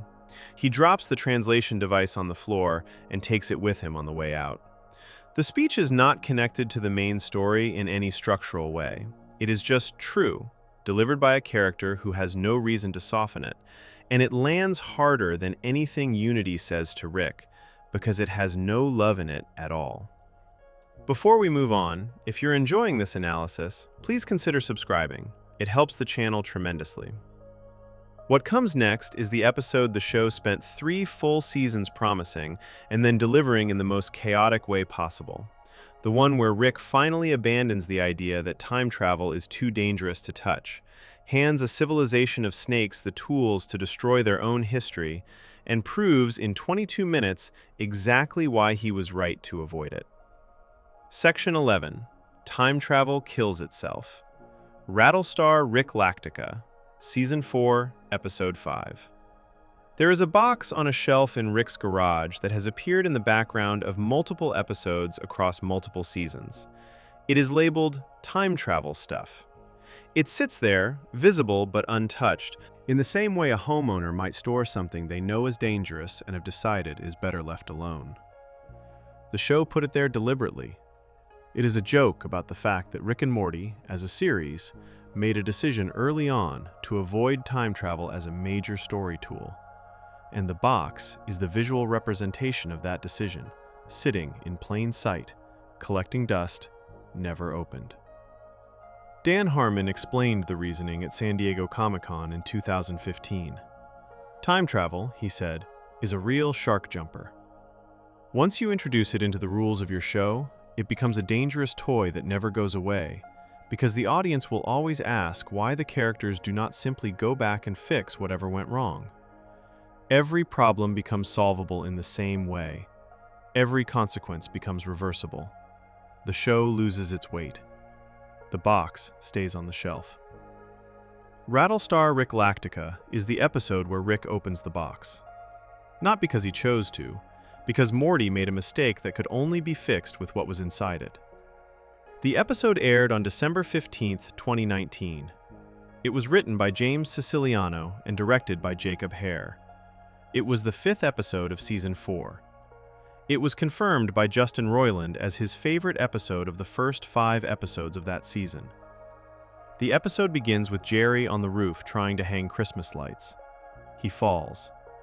Before he hits the ground, Rick zaps him with a device that makes his body lighter than air, then makes his shoes heavier than air, so he remains at a stable height above the ground instead of floating away. Rick tells Jerry the effect will last 10 hours, and leaves with Morty on an adventure. Jerry spends the rest of the episode dealing with the consequences of being neutrally buoyant several feet off the ground with no way to get down, which the show treats as a completely self-contained physical comedy subplot that has almost nothing to do with the main story. In space, Rick and Morty's ship breaks down. Morty goes outside to help with repairs and is bitten on the ankle by a snake in a spacesuit. This requires a moment of acceptance. There is a snake. It is in a spacesuit. It is in space.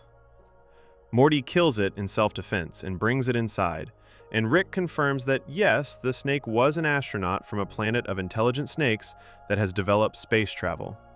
Morty killed their equivalent of Neil Armstrong. He feels terrible about this. Morty's solution is to go to a pet store on Earth, buy a replacement snake, put it in a spacesuit, and send it back to the snake planet so that the snake civilization will not notice one of their astronauts is missing. This plan fails immediately and completely. The snake civilization runs DNA checks. The replacement snake is not the same snake. It is not even from the same planet. The snake scientists on the snake planet realize within moments of its arrival that this snake came from somewhere else entirely, which means there is a larger universe out there that they did not know about. This discovery unites the snake civilization, which was previously divided by a race war between 2 snake factions, around a single shared purpose: finding and destroying the being responsible for replacing their astronaut with an imposter. The snakes invent time travel. Rick explains to Morty with extraordinary patience what just happened. Morty thought he was doing the right thing. He was trying to fix a mistake. What he actually did was give an entire civilization of space snakes a reason to unite, and what they united around was inventing a technology that allows them to send weapons back through time to kill Morty before he ever made the mistake in the first place. The show then demonstrates exactly why time travel stories become unmanageable by running the logic all the way out. Snake Terminators begin appearing at the Smith house in growing numbers, sent from different points in snake history, with different missions, some trying to kill Morty, and some sent by a snake resistance movement trying to protect him. The timeline fills with snakes from multiple different future versions of snake history arriving simultaneously, each one responding to a different version of events, each one making the situation more complicated than it was before they arrived. The time travel mechanics in this episode are directly modeled after the Terminator film franchise, which the show acknowledges openly through visual references and specific details. The snake resistance sends back a protector that looks almost exactly like the Terminator from the second film, down to the glowing red eye. The snake civilization's time travel network is called SnakeNet, which is a direct reference to Skynet from the same franchise. The method the snakes use to travel through time, arriving inside a sphere of energy, mirrors the method used in those films. The show is not hiding any of this. It is citing its source material and then following the logic of that source material to its most ridiculous possible conclusion. Rick and Morty travel to the Snake Pentagon to try to resolve the war. When they arrive, the snake's time machine is not yet finished. The problem of how to end the loop now presents itself. The time machine needs to be built, but the instructions for building it do not exist yet, because the time machine has not been built yet to send the instructions back. This is a bootstrap paradox, a situation where something exists only because it was sent back from a future in which it already existed, with no clear point of original creation. The Santa hats that Rick and Morty are wearing in their future versions, which they give to their past selves when those past selves arrive at the Snake Pentagon, are a confirmed example of this. The Rick and Morty wiki states directly that the Santa hats are a bootstrap paradox object. Rick and Morty will always have received those hats from their future selves. Their future selves will always give the hats to their past selves. The hats have no point of original creation. They simply exist in a loop that has no beginning. Rick and Morty travel back to 1985 in Snake Time. The show is specific about this being Snake historical time, not human historical time, and walk into the snake equivalent of the Massachusetts Institute of Technology. They leave a book on a table. The book contains the complete instructions for building a time machine, written in the snake language. A snake scientist finds it. The snake scientists build the time machine from the instructions in the book. They send their first traveler back in time to 1865 in snake history to prevent the assassination of Snake Abraham Lincoln. The traveler succeeds. Snake Lincoln survives. The survival of Snake Lincoln somehow leads, through a chain of events the episode does not fully explain and does not need to a snake version of Nazi Germany winning a global war. A second traveler is sent back to fix this. More travelers follow, each one responding to the changes made by the previous ones, each one producing new, unintended consequences that require further intervention. The snake timeline becomes so full of travelers from different future versions of itself that the situation achieves a level of complexity that cannot be resolved from within. The whole mess eventually attracts the attention of the Time Police, the same four-dimensional beings who appeared in A Wrinkle in Time, who solved the problem by traveling back to the earliest point in snake history and killing the first primitive snake that ever used a tool, preventing snake civilization from ever developing in the first place. All the snakes disappear. The problem is erased at its source.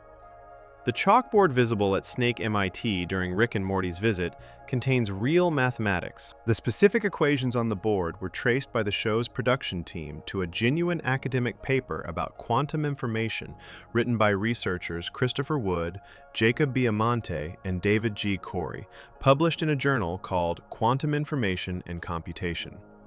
The show put real published science on the background chalkboard of a scene set inside a university for intelligent snakes. This level of detail is the kind of thing that most viewers never notice, and the writers apparently included anyway. The episode ends with Rick and Morty back at the house, the snake war resolved, the timeline cleared. Their future selves appear one more time to remind their present selves that they still need to finish writing the time travel instructions book and travel back to Snake MIT to leave it on the table, completing the loop. Rick tells Morty to stay in the car next time. Then he punches Morty in the eye, giving him the black eye that their past selves noticed when the future versions appeared earlier. The loop closes. Everything that was always going to happen has now happened. The box on the shelf in Rick's garage was opened, used, and proven dangerous in the exact way Harmon predicted it would be dangerous, and the show used that danger as the entire point of the episode, rather than as a problem to avoid. Every consequence of time travel that makes it an impossible story tool, the paradoxes, the unintended changes, the endless chain of fixes that create new breaks, is not hidden in this episode. It is the episode. Before we move on, if you're enjoying this analysis, please consider subscribing. It helps the channel tremendously. What comes next brings all of it together. Not any single episode, not any one broken law of physics, but the device that makes every adventure in the show possible in the first place, the portal gun, and the question of whether the science underneath it could ever be real, and what it would mean for the universe if it were. Section 12. Light speed, consequences, and the multiverse portal gun. the show's foundational physics problem. Every adventure in Rick and Morty begins the same way. Rick opens a portal. The green, swirling circle appears in the air, edged with light, leading somewhere else entirely. Rick steps through. Morty follows, usually complaining. The portal closes behind them, and the garage is empty, and whatever is on the other side of that circle is where the episode lives. The portal gun is the most important object in the show. Not the most talked about, not the most memed, but the most structurally essential. Without it, there is no show. Every dimension visited, every alternate Rick encountered, every version of Earth explored exists because Rick built a device that can open a hole between one reality and another and step through it like walking through a doorway. The show treats this as casually as a car key. Rick pulls it out, points it, and goes. The writers never explained how it works. This was a deliberate choice. Dan Harmon said directly at San Diego Comic-Con in 2015 that the team knew if they ever gave the portal gun a scientific explanation, the explanation would collapse under examination. So, they never gave one. The portal gun just works, the same way a television remote just works for someone who has never thought about what happens between pressing the button and the channel changing. The mechanics are hidden inside the object, and the show keeps them there. But the science of what the portal gun would need to do to function is not hidden. It is knowable. And what it would need to do is currently impossible under every physical law that scientists have confirmed through experiment and observation. To move from one point in space to another without traveling the distance between them, you would need something called a wormhole. A wormhole is a theoretical connection between two separate points in space that creates a shortcut, a tunnel that bypasses the normal distance between them. The idea is consistent with Einstein's theory of general relativity, which is the framework scientists use to understand how gravity, space, and time work together. The mathematics of general relativity does permit wormholes as solutions. They are not forbidden by the equations. The problem is everything that comes after that. A wormhole, if one could exist, would collapse almost instantly. The tunnel would snap shut before anything could pass through it. To hold a wormhole open long enough to walk through it, you would need a form of matter or energy that has never been observed, that pushes outward against the natural tendency of the wormhole to close. Scientists call this exotic matter. It would need to have properties that no known substance possesses. Richard Matzner, a scientist at the University of Texas at Austin, confirmed in a published analysis of the show's science that theoretically, with an enormous amount of energy, one could build a wormhole. He also confirmed that no one has ever observed one, and that the technology required does not exist. Creating a wormhole that connects not just 2 points in the same universe, but 2 entirely separate universes adds layers of impossibility on top of the first one. For that to work, you would first need to confirm that other universes exist, then locate a specific one among what scientists estimate could be an almost unimaginably large number of them. Then build a stable tunnel connecting your location to a specific point inside that other universe. And then keep that tunnel open while a grandfather and teenager step through it, arguing about homework. The multiverse itself, the idea that other universes exist alongside our own, is a genuine scientific concept with serious support among physicists, though it has never been directly observed or proven. Brian Greene, a professor of physics and mathematics at Columbia University, has written extensively about multiverse models and proposed frameworks describing up to 9 different types of multiverse. Max Tegmark, a physics professor at the Massachusetts Institute of Technology, has suggested models describing up to 4 distinct types. A large number of working physicists accept at least one version of the multiverse as theoretically likely based on what the mathematics of cosmology predicts. The show's premise, that an infinite number of parallel universes exist, each one a slightly or dramatically different version of the others, is closer to the many worlds interpretation, first proposed by physicist Hugh Everett III in 1957, than to any other specific scientific model. The show uses the word infinite to describe the number of universes available to Rick's portal gun. Real scientists are more careful with that word. Richard Matzner confirmed that while the predicted number of possible universes is extraordinarily large, roughly a 1 followed by 500 zeros, which is bigger than the number of ways you could rearrange every atom on Earth, it falls short of true infinity. The show's version is larger than the science supports, though the difference between a number that large and actual infinity is more philosophical than practical. What the show gets right, in a broad sense, is the underlying logic of the multiverse. If every possible outcome of every event produces a branching reality, then there would be versions of Earth where history went differently, versions where the physical constants of the universe are slightly altered, versions where human beings never existed, and versions where everything is identical to our own reality, except for one small detail that changed on one afternoon in one city in 1 year. The show explores all of these. Dimension C-137, the designation the show uses for Rick's home universe, exists within a structure the show later names the Central Finite Curve, which is described in the Season 5 finale as a deliberately constructed boundary around the subset of all universes in which Rick is the smartest being alive. Evil Morty destroys this boundary at the end of that episode, choosing to exist in the full, infinite multiverse rather than the curated portion Rick walled off around himself. The portal gun's history within the show is also significant. In Season 3, it is revealed that the original portal gun technology was developed by Rick C-137, the Rick the show follows, and that he shared this technology with other versions of Rick across the multiverse, which led to the formation of the Citadel of Ricks. The Citadel is a society built and populated entirely by different versions of Rick Sanchez and Morty Smith from different dimensions, using portal technology to maintain a shared infrastructure across multiple realities. The portal fluid that powers the guns requires a specific formula that Rick keeps controlled. In the Season 6 premiere, Solar Ricks, Rick attempts to repair his portal gun after Evil Morty sabotaged it by resetting the portal fluid to its original settings. This reset sends everyone back to their original universes. Rick back to the universe where he lost his wife Diane, Jerry back to his original dimension, and Morty back to the Cronenberg world from Rick Potion number 9.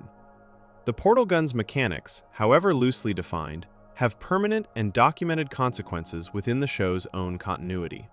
The show's writers were aware from the beginning that the portal gun could not be scientifically justified in any serious way.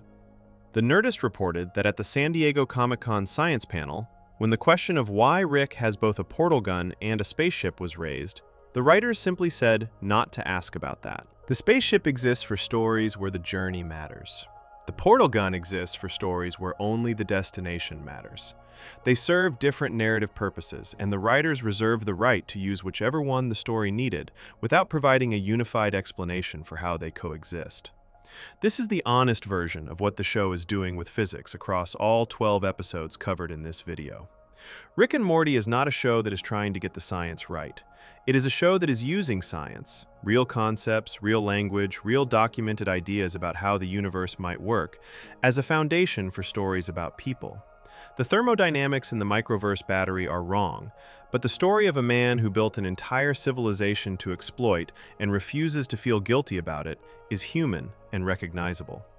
The quantum mechanics in A Wrinkle in Time are stretched far beyond what the science actually says, but the image of two teenagers whose inability to stop arguing literally splits reality is a perfect visual metaphor for something real about how uncertainty feels.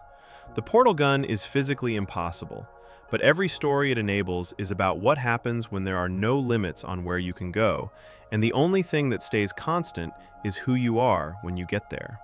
Rick Sanchez is the smartest person in every room he enters, across an almost infinite number of rooms in an almost infinite number of universes. The portal gun guarantees this.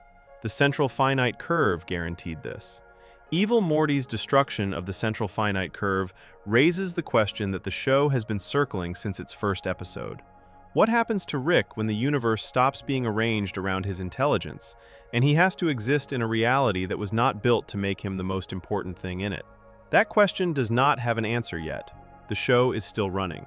The portal gun is still opening. Somewhere on the other side of a green, swirling circle, Rick and Morty are stepping through into something the laws of physics say cannot exist, and the show is following them in without apology. If you enjoyed this video essay, make sure to subscribe. Thanks for watching, and I'll see you in the next one.